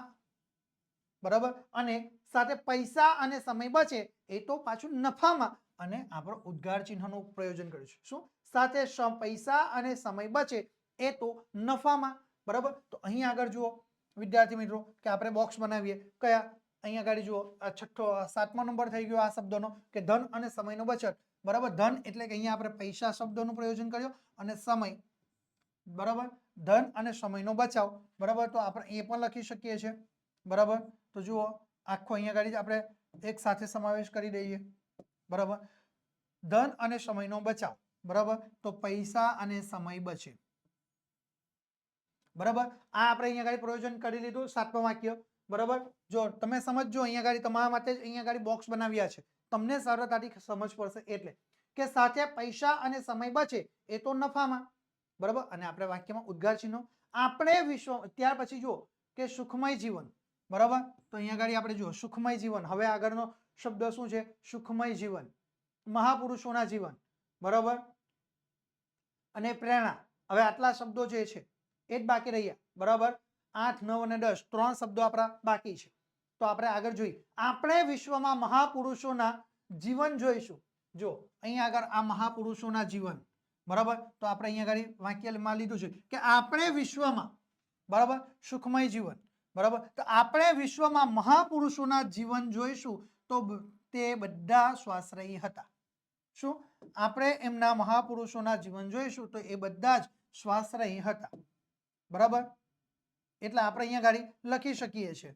બરાબર વિદ્યાર્થી મિત્રો, જો તમે જોઈ શકો છો અહીંયા આગળ આ જે આપણું વાક્ય બનાવ્યું છે એ જેની અંદર કયા કયા શબ્દ યાદીનું આપણે પ્રયોજન કર્યું છે એ જુઓ કે આપણે વિશ્વમાં મહાપુરુષોના જીવન જોઈ શકીએ જોઈશું તો તે બધા સ્વાશ્રયી હતા. સુખમય જીવન, બરાબર, તો અહીંયા જો આપણે અહીંયા પ્રયોજન કે આપણે વિશ્વમાં મહાપુરુષોના, બરાબર, તો આ 9મા નંબરનો શબ્દ છે મહાપુરુષોના, તો આપણે મહાપુરુષોના એક શબ્દનો અહીંયા પ્રોક્સ બનાવી દે. આપણે વિશ્વમાં મહાપુરુષોના જીવન જોઈશું તો સુખમય જીવન, તો આપણે અહીંયા ગાડી આને પણ બોક્સ બનાવી દઈશું. બરાબર, જીવન જોઈશું તો આપણે કયું કેવું જીવન? તો ભાઈ સુખમય જીવન. એટલે આપણે વિશ્વમાં મહાપુરુષોના જીવન જોઈશું તો તે બધા સ્વાશ્રયી હતા. શું? આપણે વિશ્વમાં મહાપુરુષોના જીવન જોઈશું તો તે સ્વાશ્રયી હતા. ત્યાર પછી જુઓ, એટલે અહીંયા આગળ આપણો આ 8મા નંબરનું જે વાક્ય છે, બરાબર, કયું 8મા નંબરનું જે વાક્ય છે, બરાબર, એ આપણે જોઈએ તો આપણા 8મા નંબરનો જે શબ્દ થાય છે એ સુખમય જીવન થઈ ગયો. 9મો પણ થઈ ગયો, મહાપુરુષોના પણ આવી ગયો. જો મહાપુરુષોના આવી ગયો અને સુખમય જીવન, તો જીવન આપણે અહીંયા આગળ સુખમય જીવન શબ્દનો અહીંયા જગ્યા ઉપર જીવન જોઈશું એ આપણે પ્રયોજન કર્યું. અને એમાંથી આપણે છેલ્લો શબ્દ કયો છે કે ભાઈ 10મો કે પ્રેરણા.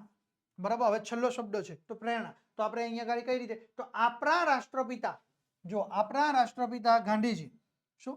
આપણા રાષ્ટ્રપિતા ગાંધી બાપુ, મધર તેરેસા, વિનોબા ભાવે, સ્વામી વિવેકાનંદ, નેલ્સન મંડેલા, રવિશંકર મહારાજ વગેરે મહાપુરુષોના જીવન એ માનવ જાતને પ્રેરણા આપી જાય છે.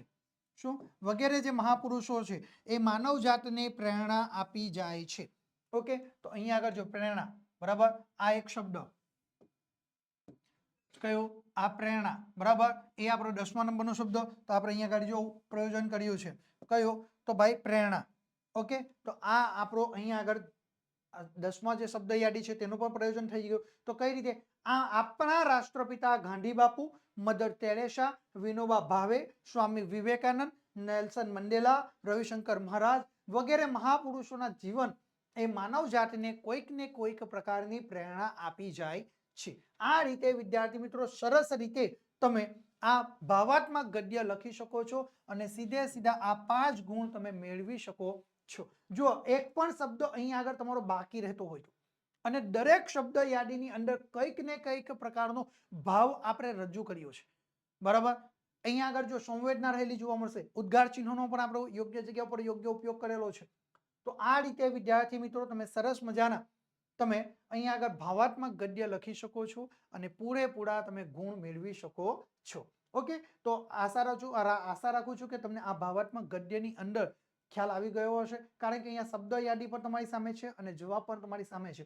આ શબ્દ યાદીનો કઈ રીતે આપણે વાક્યમાં પ્રયોજન કર્યું એ પણ તમે જોઈ લીધું છે. બરાબર, તો સૌથી પહેલા અહીંયા આગળ તમારો સ્વાશ્રય, તો સ્વાશ્રય આપણે લઈ લીધું. બરાબર, બીજું સ્વાવલંબી, તો આપણે સ્વાવલંબી લઈ લીધું. બરાબર, ત્યાર પછી પરાધીનતા, તો આપણે અહીંયા આગળ જુઓ તો આ પરાધીનતા લઈ લીધું. ત્યાર પછી કાર્યોમાં ચોકસાઈ, બરાબર, કાર્યમાં ચોકસાઈ છે તો આપણે ચોકસાઈને પણ લઈ લીધું. બરાબર, નિયમિતતા, તો નિયમિતતાને પણ આપણે લઈ લીધું છે. તંદુરસ્તી, તો અહીંયા આગળ તંદુરસ્ત પણ લઈ લીધું છે. બરાબર, ધન અને પૈસાનો બચાવ, બરાબર, તો પૈસા અને સમયનો બચાવ. પછી સુખમય જીવન, તો જીવન અહીંયા આગળ પણ લઈ લીધું. મહાપુરુષોના જીવન, તો આપણે મહાપુરુષોના જીવન જોઈશું એ પણ આપણે લઈ લીધું છે. બરાબર, સુખમય જીવન તે પણ થઈ ગયું. ત્યાં પછી આપણે પ્રેરણા, તો પ્રેરણા આપણે અહીંયા ગાડીથી લઈ લીધું છે. બરાબર, તો આ રીતે એક શબ્દોના દરેકે દરેક શબ્દોનો આપણે વાક્યની અંદર પ્રયોજન કર્યા છે કે મહાપુરુષોના જીવન આખો એક સાથે પણ તમે લઈ શકો છો. બરાબર, આ મહાપુરુષોના એ પણ તમે આખો એક સાથે પણ તમે લઈ શકો છો. બરાબર, તો મહાપુરુષોના જીવન જોઈશું તો બધા સ્વાશ્રયી હતા. આ રીતે તમે સરસ મજાનો ભાવાત્મક ગદ્ય લખીને પૂરેપૂરા તમે ગુણ મેળવી શકો છો. ઓકે, તો વિદ્યાર્થી મિત્રો આ રીતે તમારે ભાવાત્મક ગદ્ય લેખન કરવાનું છે. હવે વિદ્યાર્થી મિત્રો બોર્ડની પરીક્ષા હવે બિલકુલ નજીક આવી ચૂકી છે, બરાબર. હવે તમારો થોડા દિવસો બાકી છે, ત્યારે બોર્ડની પરીક્ષા 2025ના વર્ષની બોર્ડની પરીક્ષા માટે ખાસ ઉપયોગી એવો એક અમે તમારા માટે આઈએમપી બેચ લઈને આવી ચૂક્યા છે. શું તમારા માટે 2025ની બોર્ડની પરીક્ષા માટે ખાસ ઉપયોગી એવું એક અમે આઈએમપી બેચ લઈને આવ્યા છે. અને આ આઈએમપી બેચના જે બેનિફિટ છે, જે લાભો છે, એ તમે ક્યારેય વિચાર્યું ન હોય એટલા જબરજસ્ત એના તમને લાભ પ્રાપ્ત થવાના છે. વિદ્યાર્થી મિત્રો, આ જે આઈએમપી બેચ છે એ ધોરણ 12 વિષય ગુજરાતીનો તમારો આઈએમપી બેચ રહેશે. અને આ આઈએમપી બેચની અંદર જોડાવવા માટેની ફી તમારી માત્ર અને માત્ર 100 રૂપિયા અમે નક્કી કરેલી છે. કેટલી? માત્ર અને માત્ર 100 રૂપિયા જ અમે નક્કી કરેલી છે. અને 100 રૂપિયાની અંદર તમે એટલી બધી વસ્તુઓ મેળવી શકશો કે જેની તમે કલ્પના પણ ન કરી હોય. કારણ કે આ આઈએમપી બેચ છે ગુજરાતી વિષયનો ધોરણ 12નો, એનો સેલ શરૂ થઈ ચૂક્યો છે અને 2 જ દિવસોની અંદર હવે આ આઈએમપી બેચ તમારો શરૂ થઈ જવાનો છે. તો તમે ચિંતા કરશો નહીં, ફટાફટ તમે આ આઈએમપી બેચની અંદર જોડાઈ જજો. કારણ કે તમારું ધોરણ 12 એ તમારું લાઈફનું ગોલ્ડન યર છે, તમારા લાઈફનો ટર્નિંગ પોઈન્ટ છે. અને જો તમે ટાર્ગેટ લઈને બેઠા છો A1 નો કે સૌથી શ્રેષ્ઠમાં શ્રેષ્ઠ તમારે ગુણ લાવવા છે, તો પછી તમારે કોઈ પણ પ્રકારની રાહ જોવાની જરૂર નથી. ફટાફટ તમે આ ગુજરાતી વિષયના આઈએમપી બેચની અંદર અત્યારે જ જોડાઈ જજો. કારણ કે કેટલાય વિદ્યાર્થીઓ આ આઈએમપી બેચની અંદર જોડાઈ ચૂક્યા છે. અને આ 100 રૂપિયાની જે રકમ છે ને વિદ્યાર્થી મિત્રો, એ કઈ બહુ મોટી રકમ નથી. કારણ કે આપણે 100 રૂપિયા તો આખા દિવસોની અંદર કઈ કેટલાય પૈસા આપણે વાપરી નાખીએ છીએ. તો 100 રૂપિયા જે વાપરવાના છે ને, આપણા અભ્યાસ માટે વાપરવાના છે અને તમારા સદકાર્ય માટે તમે વાપરી રહ્યા છો. તમારી લાઈફને આગળ વધારવા માટે તમે વાપરી રહ્યા છો. અને બિલકુલ ઓછી કિંમતની અંદર, ની જેવી એકદમ નાનામાં નાની રકમ છે. અને આ તમે આઈએમપી બેચની અંદર જોડાઈ શકો છો. જો તમે બાકી હો તો અત્યારે જ ફટાફટ તમે આ આઈએમપી બેચની અંદર જોડાઈ જજો. કારણ કે એના બેનિફિટ જો હું તમને સમજાવીશ તો તમને ખબર પડશે કે હા, આટલા બધા જબરજસ્ત બેનિફિટ. તો જોઈએ સૌથી પહેલામાં પહેલો જે બેનિફિટ છે એ કે ભાઈ પ્રકરણ પ્રમાણે આઈએમપી પ્રશ્નોનો રિવિઝન. ગુજરાતી વિષયની અંદર ગદ્ય હોય કે પદ્ય હોય, એ દરેકે દરેક ચેપ્ટર પ્રમાણે તમારા ઇમ્પોર્ટન્સ જે ક્વેશ્ચનો છે એ ઇમ્પોર્ટન્સ ક્વેશ્ચનોનું તમને રિવિઝન કરાવવામાં આવશે. બરાબર, જે મહત્વના પ્રશ્નો છે એનું તમને રિવિઝન કરાવવામાં આવશે. એની સાથે સાથે તમને લાઈવ લેક્ચર પ્લસ તમને રેકોર્ડેડ લેક્ચર તમને પ્રાપ્ત થશે. ઓકે, તમને લાઈવ લેક્ચર પણ આપવામાં આવશે અને એની સાથે સાથે તમને રેકોર્ડેડ લેક્ચર પણ અમારા દ્વારા તમને આપવામાં આવી રહ્યા છે. ઓકે, એટલે કે સમજો કે તમે લાઈવ લેક્ચરની અંદર કોઈક કારણોસર કોઈક દિવસ અનિવાર્ય સંજોગ અનુસાર એવી કોઈ ઘટના ઘટે અને તમે હાજર રહી શકતા નથી, તો તમારે ચિંતા કરવાની કોઈ જરૂર નથી. તમારો અભ્યાસ બગડશે નહીં, કારણ કે તમને રેકોર્ડેડ લેક્ચર પણ પ્રાપ્ત થઈ શકે છે. પરંતુ એના માટે તમારે અમને જાણ કરવી પડશે. ઓકે, એટલે તમારો અભ્યાસ ક્યાંય બગડવાનો નથી. તમારો જે અભ્યાસ બગડો છે, તમે જે લાઈવ લેક્ચરમાં એટેન્ડ નથી કરી શક્યા, તો તમે અમને જાણ કરશો એટલે અમે તમને રેકોર્ડેડ લેક્ચર આપીશું, જેથી કરીને તમે તમારી અનુકૂળતાએ એ લેક્ચર જોઈ શકો છો અને તમે તમારું કામ, તમારો અભ્યાસ સરળતાથી તમે પૂરો કરી શકો છો. ત્યાર પછી તમે સ્ક્રીન ઉપર જોઈ શકો છો કે જે તમને આકર્ષક પ્રેઝન્ટેશન સાથે સમજૂતી આપવામાં આવી રહી છે. જે તમારી સામે પ્રેઝન્ટેશન થઈ રહ્યું છે ને વિદ્યાર્થી મિત્રો, આ પ્રેઝન્ટેશન બિલકુલ તમારા માટે આકર્ષક રહ્યું છે. જુઓ, એકદમ એટ્રેક્ટિવ પ્રેઝન્ટેશન તમારા માટે રજૂ કરવામાં આવી રહ્યું છે કે તમને ખૂબ જ ગમી રહ્યું છે. અને આકર્ષક આ જે અલગ અલગ કલર વાઇઝ, બરાબર, તમારી સામે રજૂ કરી રહ્યા છે પ્રેઝન્ટેશન, જેથી કરીને તમને બોર્ડની પરીક્ષામાં સરળતાથી યાદ રહી જાય. બરાબર, એટલા માટે તમારા માટે ઇફેક્ટિવ આ પ્રેઝન્ટેશન બનાવવામાં આવ્યું છે. ત્યાર પછી તમને જે પીડીએફ ફાઇલ તમને આપવામાં આવશે એની ક્વોલિટી તમને એકદમ સુપર હશે. ક્યાંય કોઈ એની સાથે બાંધછોડ કરવામાં આવશે નહીં. ત્યાર પછી આપણે જોઈએ તો તમારો ડાઉટ ક્લાસ પ્લસ તમને બેકઅપ પ્લાન પણ અમારા દ્વારા તમને આપવામાં આવી રહ્યો છે. તમને કોઈ પણ પ્રકારનો ડાઉટ હોય, ક્વેરી હોય તો એનું સોલ્યુશન અમારા દ્વારા તમને કરવામાં આવશે.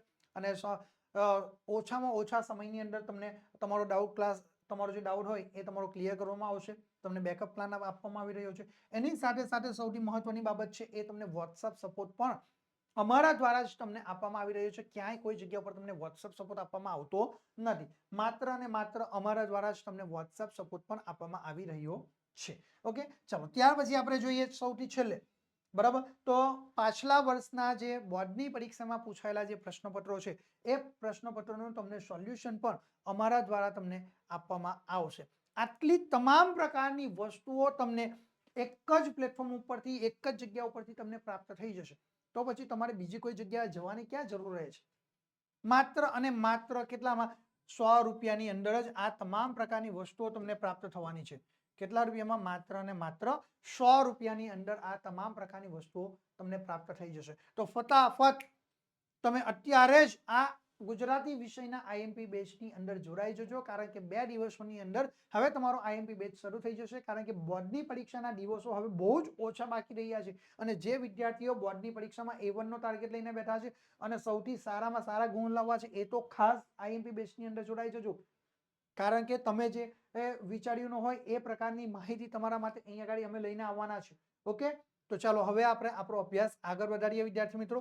હવે આપણે વધુ સમય ન બગાડતા આપણે આપણો અભ્યાસ આગળ વધારીએ છીએ.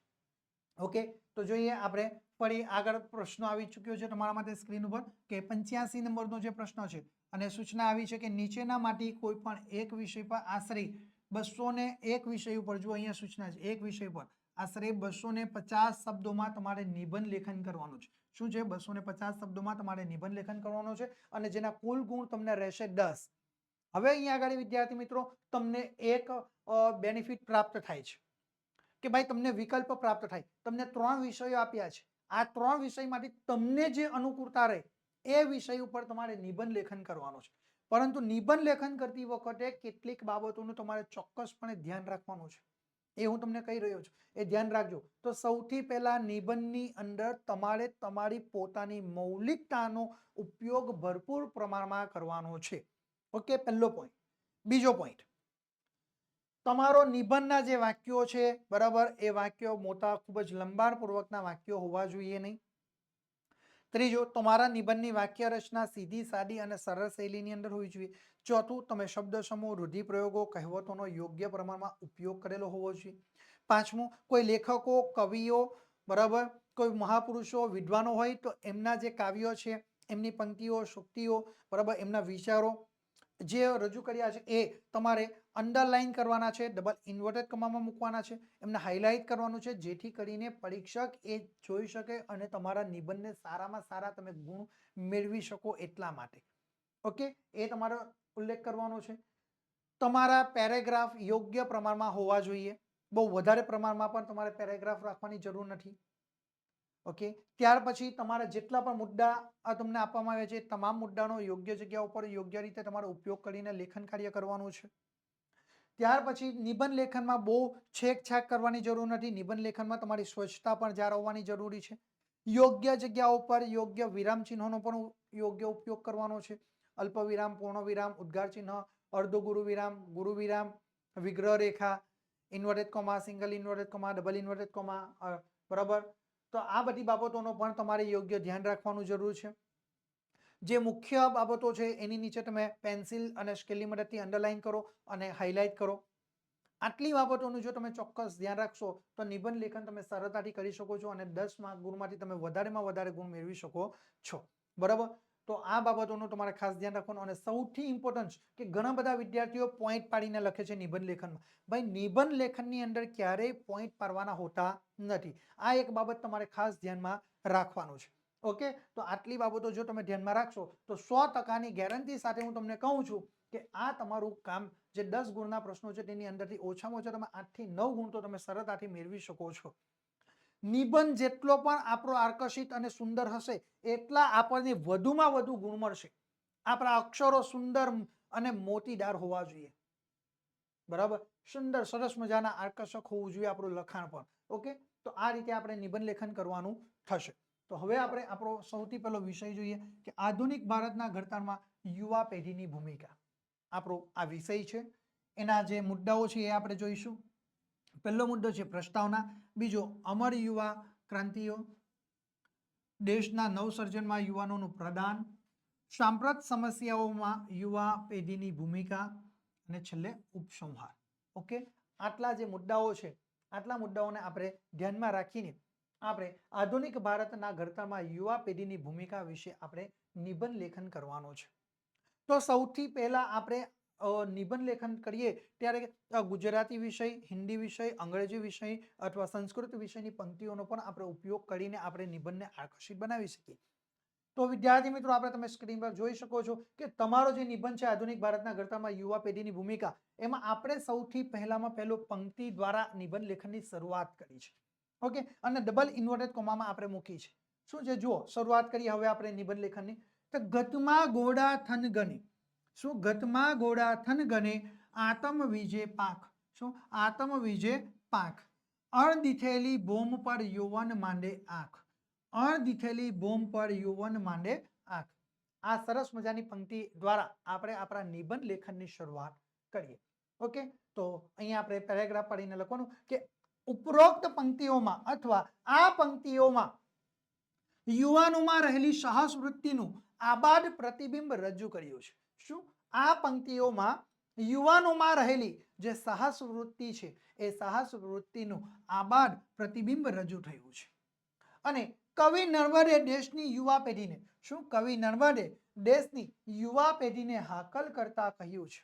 શું કવિ નર્મદે દેશની યુવા પેઢીને હાકલ કરતા કહ્યું છે કે ચાલો સૌ જીતવા જંગ બ્યુગલો વાગે, કે ચાલો સૌ જીતવા જંગ બ્યુગલો વાગે, યા હોમ કરીને પડો ફટે છે આગે, યા હોમ કરીને પડો ફટે છે આગે. આ રીતે તમે જબરજસ્ત પંક્તિઓનો, સરસ મજાની પંક્તિઓનો ઉલ્લેખ કરીને વિદ્યાર્થી મિત્રો તમે આ નિબંધને આકર્ષક બનાવી શકો છો. બરાબર, તો આ રીતે જો તમે પંક્તિઓનો ઉપયોગ કરીને તમે નિબંધ લેખનની શરૂઆત કરો છો તો તમારો નિબંધ એ બિલકુલ આકર્ષક બનતો જોવા મળશે. ત્યાર પછી વિદ્યાર્થી મિત્રો ફરી પાછું પેરેગ્રાફ પાડીને લખવાની શરૂઆત કરવાની છે કે યુવા પેઢી પાસે જોમ, ઉત્સાહ અને સાહસ વૃત્તિ હોય છે. શું યુવા પેઢીની પાસે જોમ હોય છે, ઉત્સાહ હોય છે અને સાહસ વૃત્તિ હોય છે. યુવાન હોવાને કારણે કોઈ પણ પ્રકારનું સાહસ ખેડવા માટે તૈયાર થઈ જાય છે. એ ઉત્સાહમાં હોય છે, એનામાં જોમ હોય છે. બરાબર, એટલે કહ્યું છે કે યુવા પેઢી પાસે જોમ અને ઉત્સાહ અને સાહસ વૃત્તિ હોય છે. યોગ્ય દિશા મળે તો એ નવા અશક્ય લાગતા કાર્યો પણ એ પાર પાડી શકે છે. યોગ્ય દિશા, જો ચોક્કસ દિશા અને ચોક્કસ માર્ગદર્શન એ યુવાઓને મળશે ને તો નવા અશક્ય લાગતા કોઈ પણ ભલે ગમે એટલા અશક્ય કાર્યો હોય એ અશક્ય કાર્યોને પણ એ પાર પાડી શકે છે અને સરળતાથી એ અશક્ય લાગતા કાર્યોને પણ એ શક્ય બનાવી શકે છે. પરંતુ એના માટે યોગ્ય દિશાના અભાવે એની નાવ એ ભટકી પણ શકે છે. પરંતુ જો યોગ્ય દિશા એને ન મળશે કે યોગ્ય માર્ગદર્શન ન મળે ને તો એ બાળકની નાવ જે છે ને એ દિશા ભટકી પણ શકે છે. એટલે કે એ યોગ્ય દિશા, યોગ્ય માર્ગ સૂચનના અભાવે એ પોતાના માર્ગ ઉપરથી ખોટા માર્ગે પણ જઈ શકે છે. આથી ભારતની યુવા પેઢીને સાચી દિશા મળી રહે તે ખૂબ જ જરૂરી છે. અને એટલા માટે જ આપણે ભાર મૂકીએ છીએ કે ભારતની યુવા પેઢીને સાચી દિશા મળી રહે તે ખૂબ એટલે ખૂબ જ મહત્વનું પાસું રહેલું જોવા મળે છે. પેરેગ્રાફ પાડીને લખવાની શરૂઆત કરો આગળ કે સ્વાતંત્ર્ય સંગ્રામ દરમિયાન અસહકારની ચળવળે, શું સ્વાતંત્ર્ય સંગ્રામ દરમિયાન અસહકારની ચળવળો, ઐતિહાસિક દાંડીકૂચ અને ઈસવીસન 1942ની હિન્દ છોડો ચળવળમાં યુવાનોએ સક્રિય ભૂમિકા ભજવીને ઇતિહાસ સર્જ્યો છે. તમે જોઈ શકો છો સ્વાતંત્ર્ય સંગ્રામ આપણો ઐતિહાસિક, આપણા ઇતિહાસને તમે જુઓ તો તમને ખ્યાલ આવશે. એટલે અહીંયા ઉલ્લેખ કર્યો છે કે સ્વાતંત્ર્ય સંગ્રામ દરમિયાન અસહકારની ચળવળો, ઐતિહાસિક દાંડીકૂચ અને ઈસવીસન 1942ની હિન્દ છોડો જે ચળવળમાં યુવાનોએ સક્રિય ભૂમિકા ભજવીને ઇતિહાસ પણ સર્જ્યો હતો.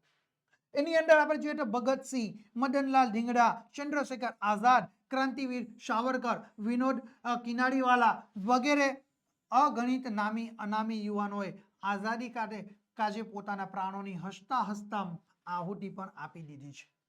આ તમામ યુવાઓ છે કે જેને આપણા ઇતિહાસની અંદર તમે ઝાંખી કરશો તો તમને ખ્યાલ આવશે કે આ તમામ યુવા પુરુષોએ એ પોતાની સક્રિય ભૂમિકા ભજવેલી આપણને જોવા મળે છે. એટલે જ તો આપણે કહ્યું છે કે યુવા પેઢીની ભૂમિકા ખૂબ જ મહત્વની રહેલી છે.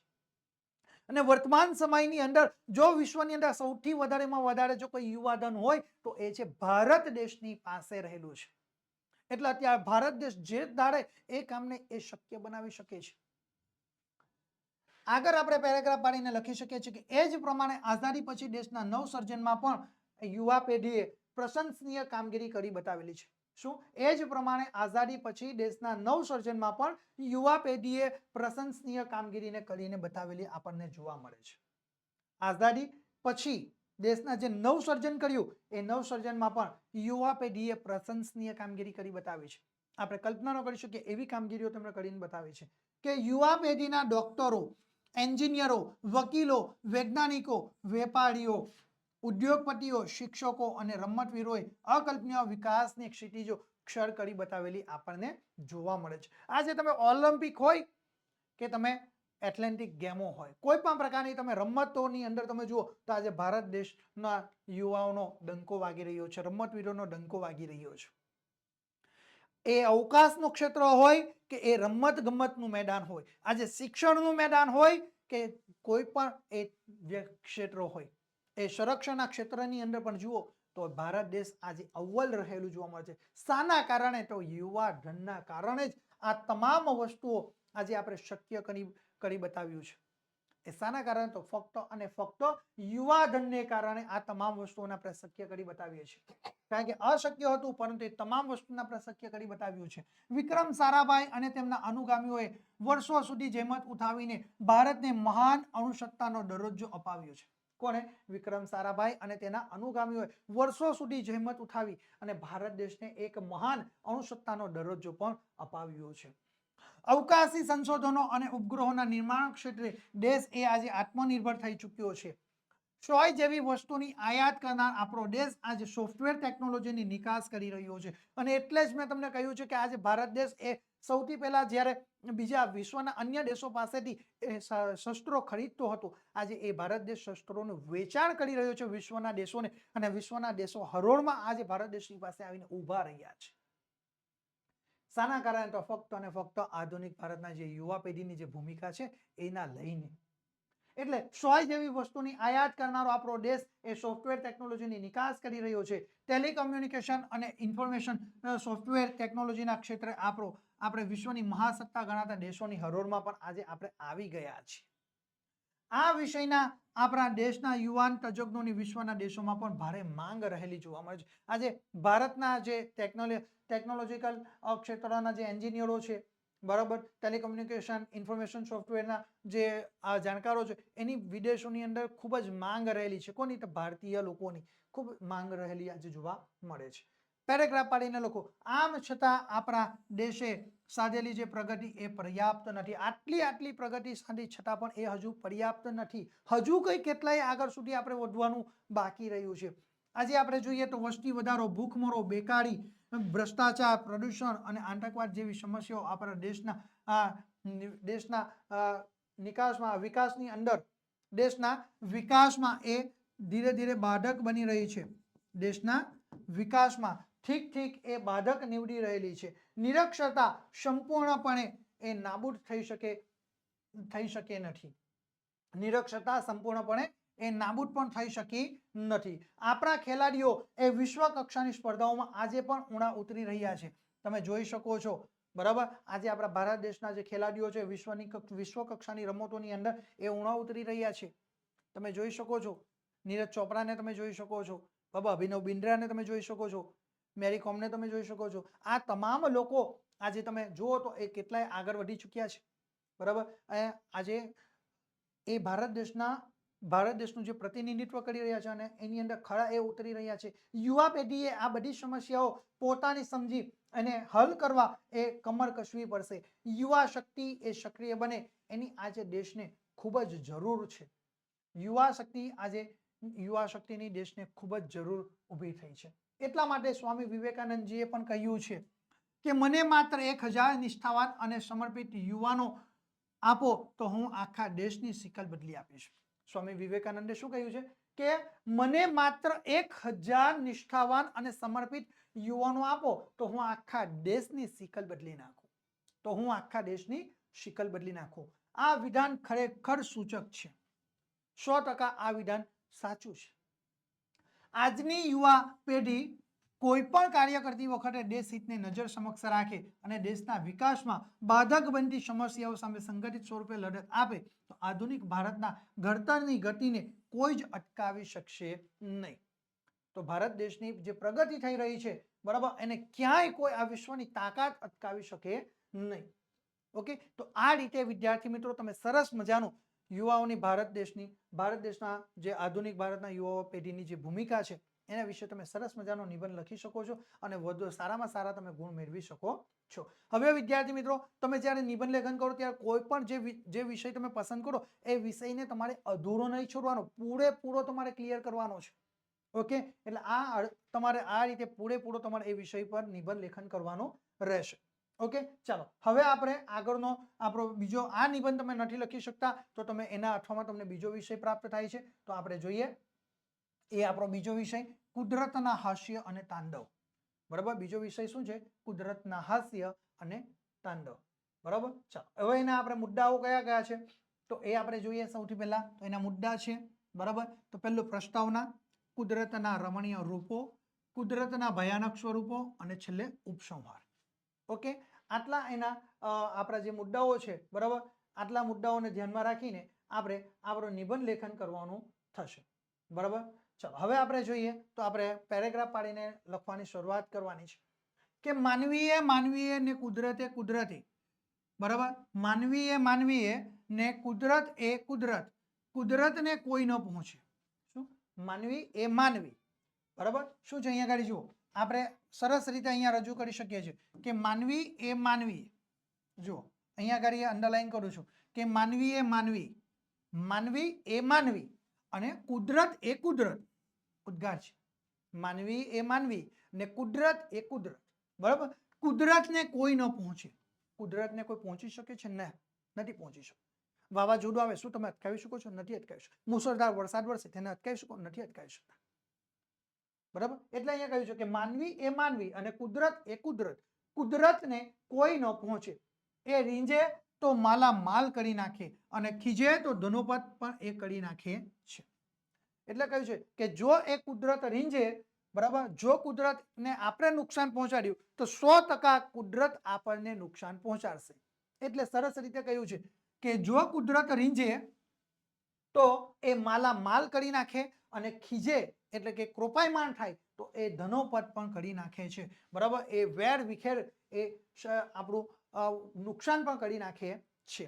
એટલા માટે જ કહ્યું છે કે નટરાજ શંકરની જેમ, નટરાજ ભગવાન શંકરની જેમ કુદરત પોતાના હાસ્ય અને તાંડવ બંને પ્રકારના સ્વરૂપ દર્શાવે છે.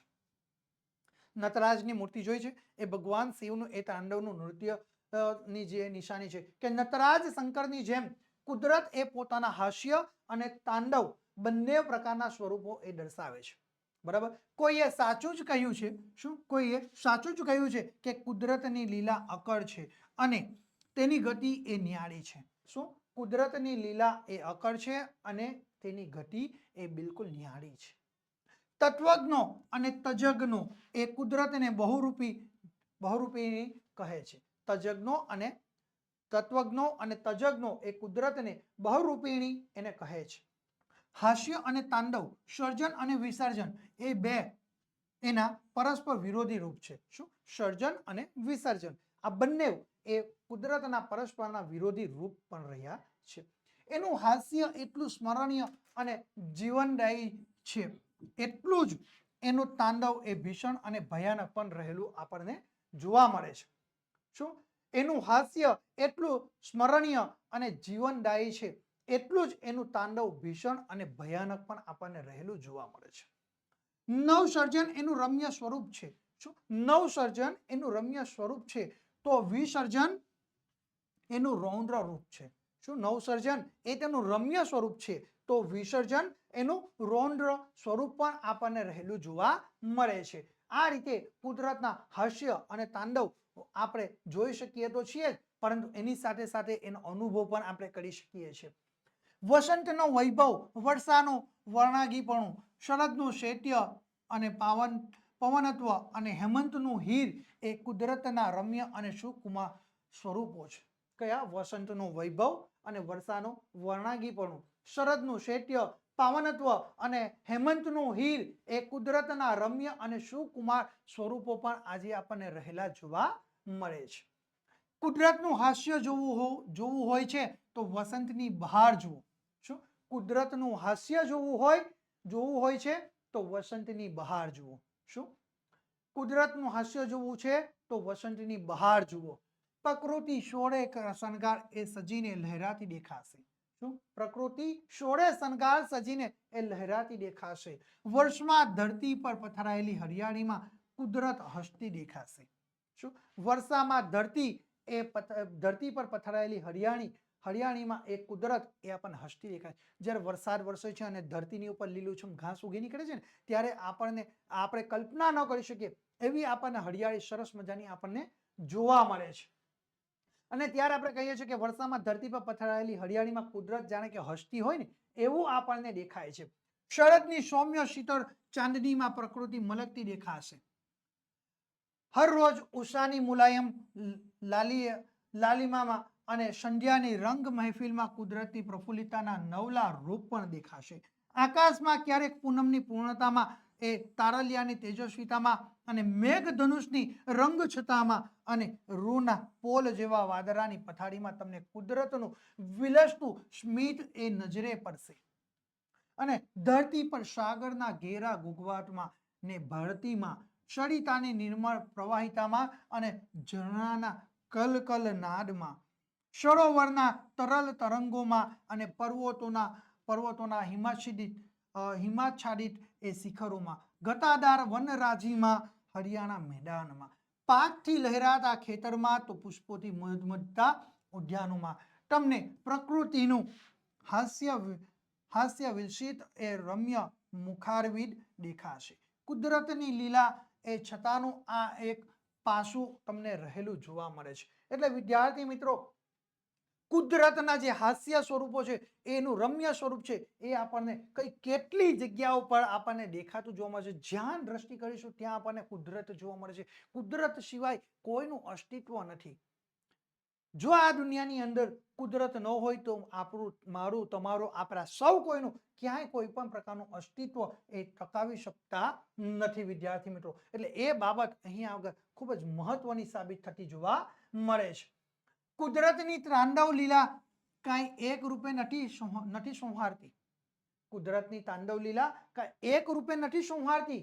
જ્વાળામુખીનું ઢાંકણ ફાટે અને ધગધગતો લાવારસ વહેવા માંડે ત્યારે જે સંહાર લીલા ખેલાય એનું તો વર્ણન કરતા હૈયું વલોવાઈ જાય છે.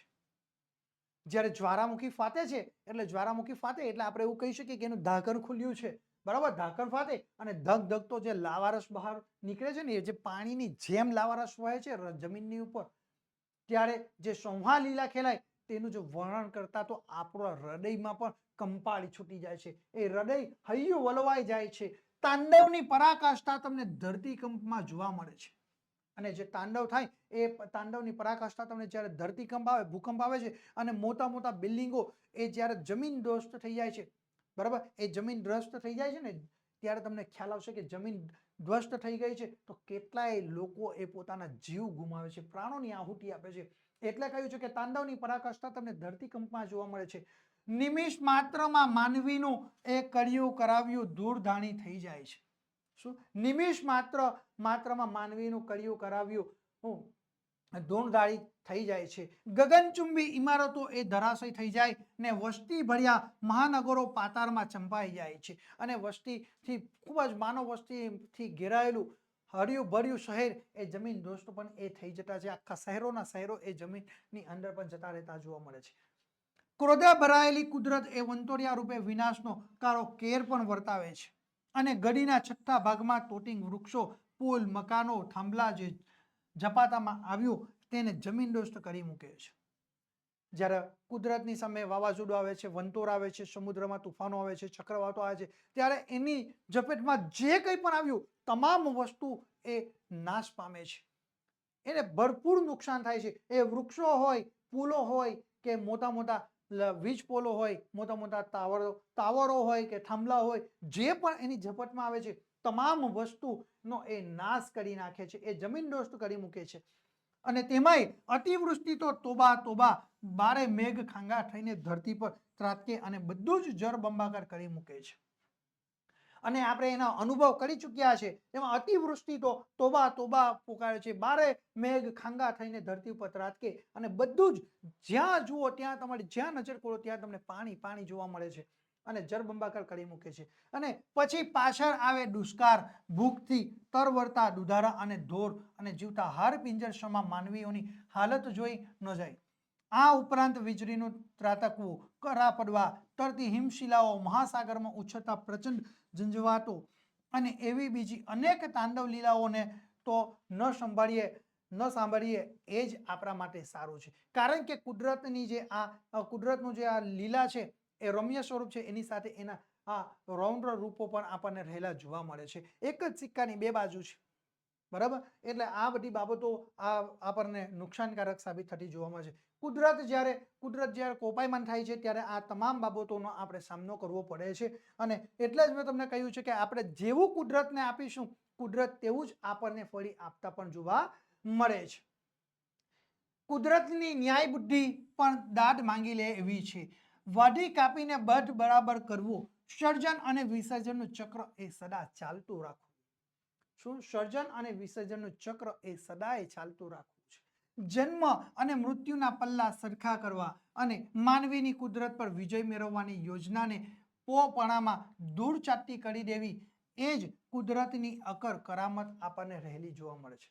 જન્મ અને મૃત્યુના પલ્લા એક સરખા કરવા અને માનવીની કુદરત પર વિજય મેળવવાની જે યોજનાને પોપણમાં ધૂળ ચાટી કરી દેવી એ જ છે.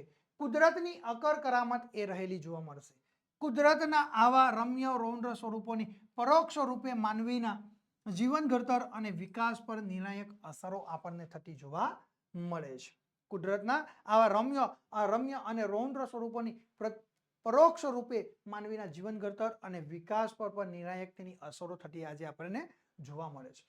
કુદરતની માયા લીલાનો પાર માનવી શું પામી શકવાનો હતો? શું કુદરતની માયા એનો લીલાનો માનવી શું પામી શકવાનો છે? એ લીલાનો જે પાર છે એ માનવી પામી શકે? ક્યારેય ન પામી શકે. કુદરત ક્યારે તૃટશે અને ક્યારે રૂટશે? બરાબર. કુદરત ક્યારે તૃટશે અને ક્યારે રૂટશે એની કાંઈ પૂર્વ ઝાંખી થઈ જાય તો વિનાશ અને જાનહાનિનો આંકડો એ વધુ મોટો થતો અટકાવી શકાય એમ છે.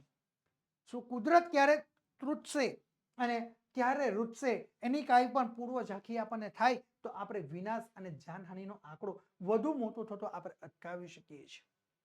પણ આવું આપણે શક્યતા બહુ ઓછી આપણને રહેલી જોવા મળે છે. કારણ કે કુદરત આગળ તમે આપણે સૌ કોઈ લાચાર છીએ.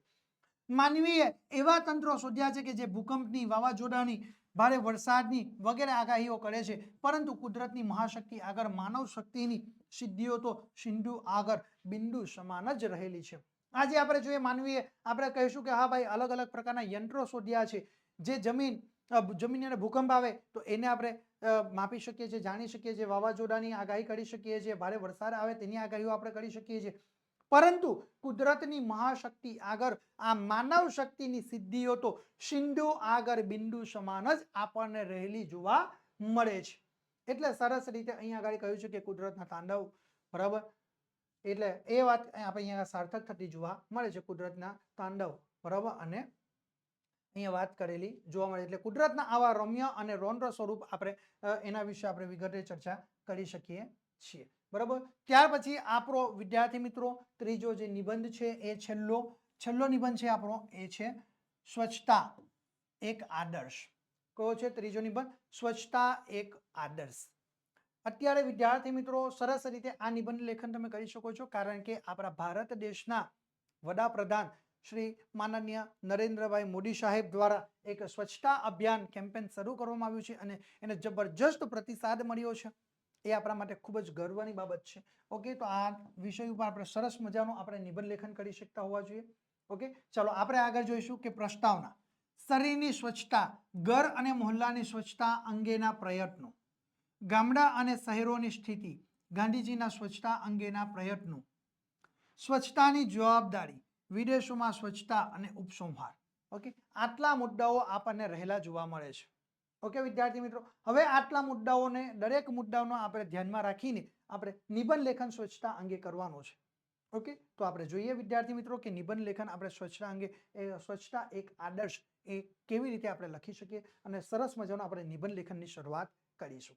તો પેરેગ્રાફ પાડીને તમારે સૌથી પહેલા લખવાની શરૂઆત કરવાની છે કે આપણા જીવનમાં સ્વચ્છતાનું ઘણું મહત્વ રહ્યું છે. શું આપણા જીવનમાં સ્વચ્છતાનું ઘણું મહત્વ રહ્યું છે. જ્યાં સ્વચ્છતા ત્યાં સુંદરતા, અને જ્યાં સ્વચ્છતા ત્યાં પવિત્રતા, જ્યાં સ્વચ્છતા ત્યાં દિવ્યતા, જ્યાં સ્વચ્છતા ત્યાં તંદુરસ્તી. આ સૂત્રો આપણે જીવનમાં વણી લેવા જોઈએ. શું આ સૂત્રોને આપણે જીવનમાં વણી લેવા જોઈએ. કયા? કે આપણા જીવનમાં સ્વચ્છતાનું ઘણું બધું મહત્વ રહ્યું છે વિદ્યાર્થી મિત્રો. જ્યાં સ્વચ્છતા છે ત્યાં સુંદરતા છે, જ્યાં સ્વચ્છતા ત્યાં પવિત્રતા છે, જ્યાં સ્વચ્છતા ત્યાં દિવ્યતા છે, જ્યાં સ્વચ્છતા ત્યાં તંદુરસ્તી છે. આ સૂત્રો આપણે જીવનમાં વણી લેવા જેવા છે. કારણ કે ગાંધીજીએ તો આગળ વધીને સ્વચ્છતા ત્યાં પ્રભુતા એવું સૂત્ર આપણને આપ્યું છે. અને ગાંધીજીએ શું કહ્યું? જ્યાં જ્યાં જ્યાં સ્વચ્છતા છે ત્યાં પ્રભુતા છે. મહાત્મા ગાંધીજીએ સરસ મજાનું આપણને સૂત્ર આપેલું આપણને જોવા મળે છે. શું ગાંધીજીએ આપણને જ્યાં જ્યાં સ્વચ્છતા ત્યાં ત્યાં પ્રભુતા, આ સરસ મજાનું સૂત્ર આપણને મહાત્મા ગાંધીજીએ આપણને આપ્યું છે વિદ્યાર્થી મિત્રો. ઓકે, ચાલો હવે આપણે આગળ જોઈએ કે શરીરની તંદુરસ્તી માટે શરીરની સ્વચ્છતા એ ખૂબ જરૂરી છે. આપણે આપણા શરીરથી સ્વસ્થ અને તંદુરસ્ત રહેવું હોય ને તો સૌથી પહેલા આપણે શરીરની સ્વચ્છતા આપણે રાખવી ખૂબ જરૂરી છે. આપણે આંખ, કાન, નાક, ચામડી, વાળ, નખ, દાંત વગેરે અવયવોને સ્વચ્છ રાખવા જોઈએ. શું કહ્યું છે? આપણે આંખ, નાક, કાન, વાળ, ચામડી, નખ, દાંત વગેરે અવયવોને આપણે સ્વચ્છ રાખવા જોઈએ. સ્નાન કરતી વખતે શરીરના બધા અંગોની સારી રીતે સફાઈ આપણે કરવી જોઈએ. ઘણા લોકો શું કરે? પાણી નાખીને બસ શરીર સાફ કરીને બસ નીકળી આવશે, સ્નાન થઈ ગયું. નહીં, એવું નહીં. શરીરના દરેક અંગોને આપણે સ્વચ્છ અને સુંદર આપણે સ્વચ્છ રાખવાના છે, સાફ સફાઈ કરવાની છે. આપણા કપડાં પણ સ્વચ્છ હોવા જોઈએ. સ્વચ્છ શરીર અને સ્વચ્છ કપડાં આપણા મનને સ્વસ્થ પણ રાખે છે. શું આપણા કપડાં પણ સ્વચ્છ હોવા જોઈએ. સ્વચ્છ શરીર અને સ્વચ્છ કપડાં આપણા મનને સ્વસ્થ રાખે છે. આપણે લગ્ન પ્રસંગોમાં જઈએ, કોઈક ફંક્શનમાં આપણે જઈએ તો આપણે જેવા તેવા કપડાં પહેરીને જઈએ? નથી જતા. જેવા તેવા કપડાં પહેરીને જશું તો શું આપણે સ્વસ્થ અને તંદુરસ્ત લાગીએ છીએ? આપણે સારા દેખાઈ નથી દેખાતા. આપણે જો સરસ મજાનું નવું બ્લેઝર સૂટ પહેરીને ગયા હોય અને સરસ મજાના આપણે એમ વટ કે સાથ ત્યાં ગયા તો આપણે મન કેવું પ્રફુલ્લિત રહે છે. અને જો જૂના કપડાં પહેર્યા હોય તો આપણું મન કેવું ઉદાસ રહે છે. એવી જ રીતે અને આપણે જો સરસ મજાના નવા કપડાં પહેરીએ તો આપણે મન પ્રફુલ્લિત રહે, તો આપણે લોકોની સાથે ખૂબ જ આનંદ ઉત્સાહથી આપણે વાતો કરીએ છીએ. એટલે કહ્યું છે કે આપણા કપડાં સ્વચ્છ હોવા જોઈએ. સ્વચ્છ શરીર અને સ્વચ્છ કપડાં આપણા મનને સ્વસ્થ રાખે છે. આથી આપણું શરીર એ તાજગી અનુભવે છે અને આપણા ઉત્સાહમાં એ વધારો થાય છે. અને આથી આપણું શરીર એ તાજગી અનુભવે છે અને આપણા ઉત્સાહની અંદર પણ એ વધારો થાય છે. જાહેર આરોગ્ય માટે ઘર અને મહોલ્લાની નિયમિત સફાઈ થવી જરૂરી છે. શું જાહેર આરોગ્ય માટે કોઈ એક વ્યક્તિના નહીં, તમામ લોકોના જાહેર આરોગ્ય માટે ઘર અને મહોલ્લાની નિયમિતપણે સફાઈ થવી જરૂરી છે. આપણે આપણા ઘરના બારી બારણા, ભોંયતણીઓ, છત, દિવાલો વગેરેની નિયમિત આપણે સફાઈ કરવી જોઈએ. આપણે આપણા ઘરના બારી બારણાઓને પણ નિયમિતપણે સફાઈ કરવી જોઈએ. ભોંયતળિયાને પણ આપણે સફાઈ કરવી જોઈએ, છતને સફાઈ કરવી જોઈએ, દિવાલોને વગેરેની આપણે નિયમિતપણે સફાઈ કરવી જોઈએ. ઘર સુંદર હોય અને તેમાં સુંદર રાચરચીલું વસાવેલું હોય પરંતુ તે સ્વચ્છ રાખવામાં આવતું ન હોય તો તે સુંદર લાગતું નથી. ઘર આપણું સરસ મજાનું સુંદર છે, બરાબર, અને એ સુંદર ઘરની અંદર સરસ મજાનું સુંદર રાચરચીલું આપણે ફર્નિચર જો વસાવેલું હોય, બનાવેલું હોય, પરંતુ તેને આપણે સ્વચ્છ રાખતા ન હોઈએ, બરાબર, તો એ સુંદર ક્યારેય લાગતું નથી. ઘરની આસપાસનો વિસ્તાર પણ એ આપણને આપણે સ્વચ્છ રાખવો પડશે. શું છે? ઘરની આસપાસનો જે વિસ્તાર છે આપણો એ પણ આપણે સ્વચ્છ અને સુંદર રાખવો જોઈએ. ક્યાંય ગંદકી કે કચરાના ઢગલા ન થવા દેવા જોઈએ. શું આપણી આજુબાજુ અડોશ પડોશમાં પણ આપણે ક્યાંય કચરાના ઢગલા કે ગંદકી પણ થવા દેવી જોઈએ નહીં. કચરાના ઢગલામાંથી દુર્ગંધ એ પસરે છે અને જંતુઓ એ ઉત્પન્ન થાય છે. કચરાના ઢગલામાંથી એ દુર્ગંધ પસરે છે, દુર્ગંધ ફેલાવાની શરૂ થાય છે અને પછી ધીરે ધીરે એની અંદર જંતુઓ એ ઉત્પન્ન થાય છે અને પછી એક જીવલેણ રોગ લાગુ પડે છે અથવા તો તેનાથી રોગચાળો પણ ફેલાય છે. બધે કચરા પેટીઓની સગવડ આપણે કરી તેમાં જ કચરો નાખવો જોઈએ. આપણે જ્યાં જોઈએ ત્યાં કચરા પેટીઓ મૂકી હોય તો એ કચરા પેટીની અંદર જ કચરો આપણે નાખવો જોઈએ અને અન્ય લોકોને પણ એ કચરા પેટીની અંદર જ કચરો પણ નંખાવવો જોઈએ. આપણે જ્યાં ત્યાં કંઈ પણ વસ્તુ ખાઈને જ્યાં ત્યાં આપણે ફેંકવું જોઈએ પણ નહીં. આપણો દેશ ગામડાઓનો બનેલો છે.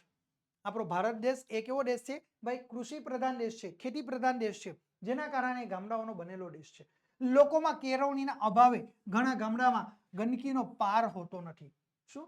લોકોમાં કેળવણીના અભાવે, બરાબર, ઘણા ગામડાઓની અંદર આપણે જોઈએ તો ગંદકીનો કોઈ પાર હોતો નથી. લોકોના ઘરના આંગણા જ એ ઉકરડા બની જાય છે. શું? લોકોના ઘરના આંગણાઓ હોય ને એ જ આજે આપણને ઉકરડો બની ગયેલો જોવા મળે છે. લોકો ખુલ્લામાં એ કુદરતી હાજતે પણ જાય છે. આજે ઘણા ગામડાઓની અંદર આવી ઘટનાઓ ઘટે છે, આપણે જોઈએ છીએ બધા. તેથી ત્યાં માખી અને મચ્છર એ બેસુમાર ઉપદ્રવ થાય છે. લોકો ગમે ત્યાં થૂકે છે અને પોતાનું નાક સાફ કરે છે. લોકો ગમે ત્યાં થૂકે છે અને પોતાનું નાક સાફ કરે છે. આથી ગામડાના લોકો અનેક રોગોના ભોગ પણ બની જાય છે. અને શહેરની ચાલીઓ અને પોળોમાં પણ લગભગ આવી જ પરિસ્થિતિ આપણને પ્રવર્તી જોવા મળે છે. તમે જ્યાં જુઓ ત્યાં મોટે ભાગે આપણે મુખ્ય માર્ગો ઉપર તમે જાઓ તો લોકો પાન, માવા, બીડી, ગુટખા, સિગારેટ ખાઈને ત્યાં આગળ થૂકતા જોવા મળે છે. તો કેટલાક આપણે રેલવે સ્ટેશનો, બસ સ્ટેશનો ઉપર જઈએ ત્યાં પણ આ જ પરિસ્થિતિ જોવા મળે છે. લોકો નાકો પણ જ્યાં ત્યાં સાફ કરતા જોવા મળે છે. આનાથી શું થાય કે ગંદકીનું સામ્રાજ્ય એ ફેલાતું જોવા મળે છે અને લોકો રોગના ભોગ બનતા જોવા મળે છે. ગાંધીજીએ સફાઈને ખૂબ મહત્વ આપ્યું હતું અને મહાત્મા ગાંધીજીએ તો સફાઈને જબરજસ્ત મહત્વ આપ્યું હતું. તેમણે આશ્રમવાસીઓને સ્વચ્છતાના પાઠ શીખવ્યા હતા. આ મહાત્મા ગાંધીજીએ આશ્રમવાસીઓને સ્વચ્છતાના પાઠ પણ શીખવ્યા છે. આથી આશ્રમવાસીઓ રોજ સવારે સમૂહમાં સફાઈ કામ કરતા. શું? આથી આશ્રમવાસીઓ રોજ સવારે તેઓ સમૂહની અંદર સફાઈ કામ કરતા. એમની સાથે સાથે ગાંધીજી પણ એ સફાઈ કામની અંદર જોડાતા. એવું નહીં કે ગાંધીજી ન જોડાતા, ગાંધીજી પણ એ આશ્રમવાસીઓની સાથે એ સફાઈ કામની અંદર જોડાઈ જાય છે.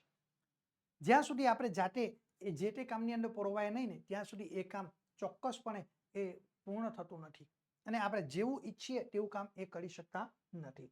એટલે કહ્યું છે કે કેટલીક નિશાળોમાં શિક્ષણ કાર્યની શરૂઆતમાં સફાઈનો કાર્યક્રમ રાખવામાં આવે છે. ને ઘણી બધી શાળાઓની અંદર, નિશાળોની અંદર તમે જુઓ શિક્ષણ કાર્યની શરૂઆત કરીએ છીએ, બરાબર, એ શિક્ષણ કાર્યની શરૂઆતમાં સફાઈનો કાર્યક્રમ આપણને રાખવામાં આવે છે. તમે અત્યારે દિવાળી વેકેશન છે, દિવાળી વેકેશન પૂરું થશે એટલે આપણા શાળાની અંદર કેટલીક શાળાઓની અંદર એ શિક્ષણ કાર્ય શરૂ થાય તે પહેલા સફાઈ કાર્ય કરવામાં આવે છે. બરાબર. તમે જો સ્વચ્છતા પખવાડિયું ઉજવવામાં આવે છે. नई तालीम सफाई से शुरू होती है. શું? नई तालीम सफाई से शुरू होती है. એ બુનિયાદી શિક્ષણનું સૂત્ર છે. શું? એ બુનિયાદી શિક્ષણનું સૂત્ર પણ આપણને રહેલું જોવા મળે છે. કયું? નઈ તાલીમ સફાઈ સે શુरू હોતી है. એ બુનિયાદી શિક્ષણનું સૂત્ર છે. વળી શ્રમ શિબિરો અને સામૂહિક સફાઈ એ આપણી આસપાસના વિસ્તારને સ્વચ્છ રાખવાનો મહાન યજ્ઞ છે. વળી શ્રમ શિબિરો અને સામૂહિક સફાઈ એ આપણી આસપાસના વિસ્તારને સ્વચ્છ રાખવાનો મહાન યજ્ઞ પણ છે. અને એ યજ્ઞ કાર્યમાં સૌ જોડાય એ મહત્વનું પણ આપણા માટે રહેલું જોવા મળે છે. સ્વચ્છતા જાળવવાની જવાબદારી ગામડામાં પંચાયતોની અને શહેરોમાં એ સુધરાઈની હોય છે. શું? સ્વચ્છતા જાળવવાની જવાબદારી ગામડાઓમાં કોની છે? ગ્રામ પંચાયતોની છે અને શહેરોમાં એ સુધરાઈની છે. તેઓ પોતાની જવાબદારી નિભાવે પણ છે. અનેક કર્મચારીઓ અને સફાઈ કામદારો એ સફાઈ જાળવવાના કામે લાગે પણ છે. અને સફાઈની આ પ્રવૃત્તિમાં લોકોનો સાથ સહકાર પણ એટલો જ જરૂરી છે. અનેક સફાઈ કર્મચારીઓ, સફાઈ કામદારો એ સફાઈ જાળવવાના કામમાં લાગી તો જાય છે. સફાઈની આ પ્રવૃત્તિમાં લોકોનો સાથ સહકાર પણ એમને સારા એવા પ્રમાણમાં પ્રાપ્ત થાય છે. લોકો જાગૃત હોય તો જ સ્વચ્છતા જાળવી શકાય છે. અને આપણે જાણીએ છીએ ત્યાં સુધી કે જ્યાં સુધી આપણે લોકો જાગૃત ન હોય ત્યાં સુધી આપણે સ્વચ્છતા જાળવી શકવાના નથી. અમુક દેશોમાં સ્વચ્છતા અંગે સરકાર અને પ્રજા ખૂબ જ સભાન અને જાગૃત હોય છે. ઘણા બધા દેશોની અંદર તમે જુઓ તો સ્વચ્છતા અંગે સરકાર પણ જાગૃત હોય છે અને એની સાથે સાથે પ્રજા પણ ખૂબ જ સભાન અને જાગૃત રહેલી જોવા મળે છે. આજે વિદેશના મોટે ભાગના દેશોની અંદર તમે જોઈ લો ત્યાંની પ્રજા પણ અને સરકાર પણ સ્વચ્છતા અને સભાન અને જાગૃત રહેલી જોવા મળે છે. ત્યાં ક્યાંય ગંદકી જોવા મળતી નથી. માખી મચ્છરનું તો નામો નિશાન પણ હોતું નથી. માખી અને મચ્છરોનું તો નામો નિશાન પણ હોતું નથી. અમેરિકામાં એકવાર ફળના કરાદિયામાંથી એક માખી મળી આવી ત્યારે એ સમાચાર ટીવી પર પ્રસારિત થયા હતા. અને અમેરિકાની અંદર એકવાર ફળના કરંદિયામાંથી એક માખી મળી આવી ત્યારે એ સમાચાર તો ટીવી ઉપર પ્રસારિત કરવામાં આવ્યા હતા. આ બનાવ અંગે ઊંડી તપાસ કરવામાં આવી હતી અને આજ જ્યારે બનાવ અંગે ખૂબ જ ઊંડાણપૂર્વકની તપાસ પણ કરવામાં આવી તો એના ઉપરથી આપણે અનુમાન લગાવી શકીએ છીએ કે ભાઈ આ વિશ્વના ઘણા બધા દેશોની અંદર ત્યાં આગળ મચ્છર માખીનો ઉપદ્રવ જોવા મળતો નથી. સ્વચ્છતા અને આરોગ્ય વિશે આવી જાગૃતિ હોય ત્યાં જ સ્વાસ્થ્યની યોગ્ય જાળવણી થઈ શકે છે. શું સ્વચ્છતા અને આરોગ્ય વિશે જો આવી જાગૃતિ લોકોમાં હોય ત્યાં જ સ્વાસ્થ્યની યોગ્ય જાળવણી પણ થઈ શકે છે. આપણી સરકાર ટીવી, રેડિયો અને વર્તમાનપત્રો જેવા પ્રસાર માધ્યમો દ્વારા લોકોમાં સ્વચ્છતા અંગે જાગૃતિ કેળવવા માટે ઘણા પ્રયત્નો કરે છે. આજે આપણી સરકાર, આપણા ભારત દેશની સરકાર, બરાબર, આપણો ભારત દેશ એ સરકાર ટીવી, રેડિયો અને વર્તમાનપત્રો અને બીજા અન્ય સોશિયલ માધ્યમો દ્વારા, બરાબર, સોશિયલ મીડિયાના માધ્યમ દ્વારા એ પ્રસાર માધ્યમો દ્વારા લોકોમાં સ્વચ્છતા અંગે જાગૃતિ કેળવવા માટે ઘણા બધા પ્રયત્નો પણ કરી રહ્યા છે અને આવા કાર્યક્રમોની લોકો ઉપર સારી અસર પણ થતી જોવા મળે છે અને આવા કાર્યક્રમોની લોકોની ઉપર સારી અસર થતી પણ જોવા મળે છે.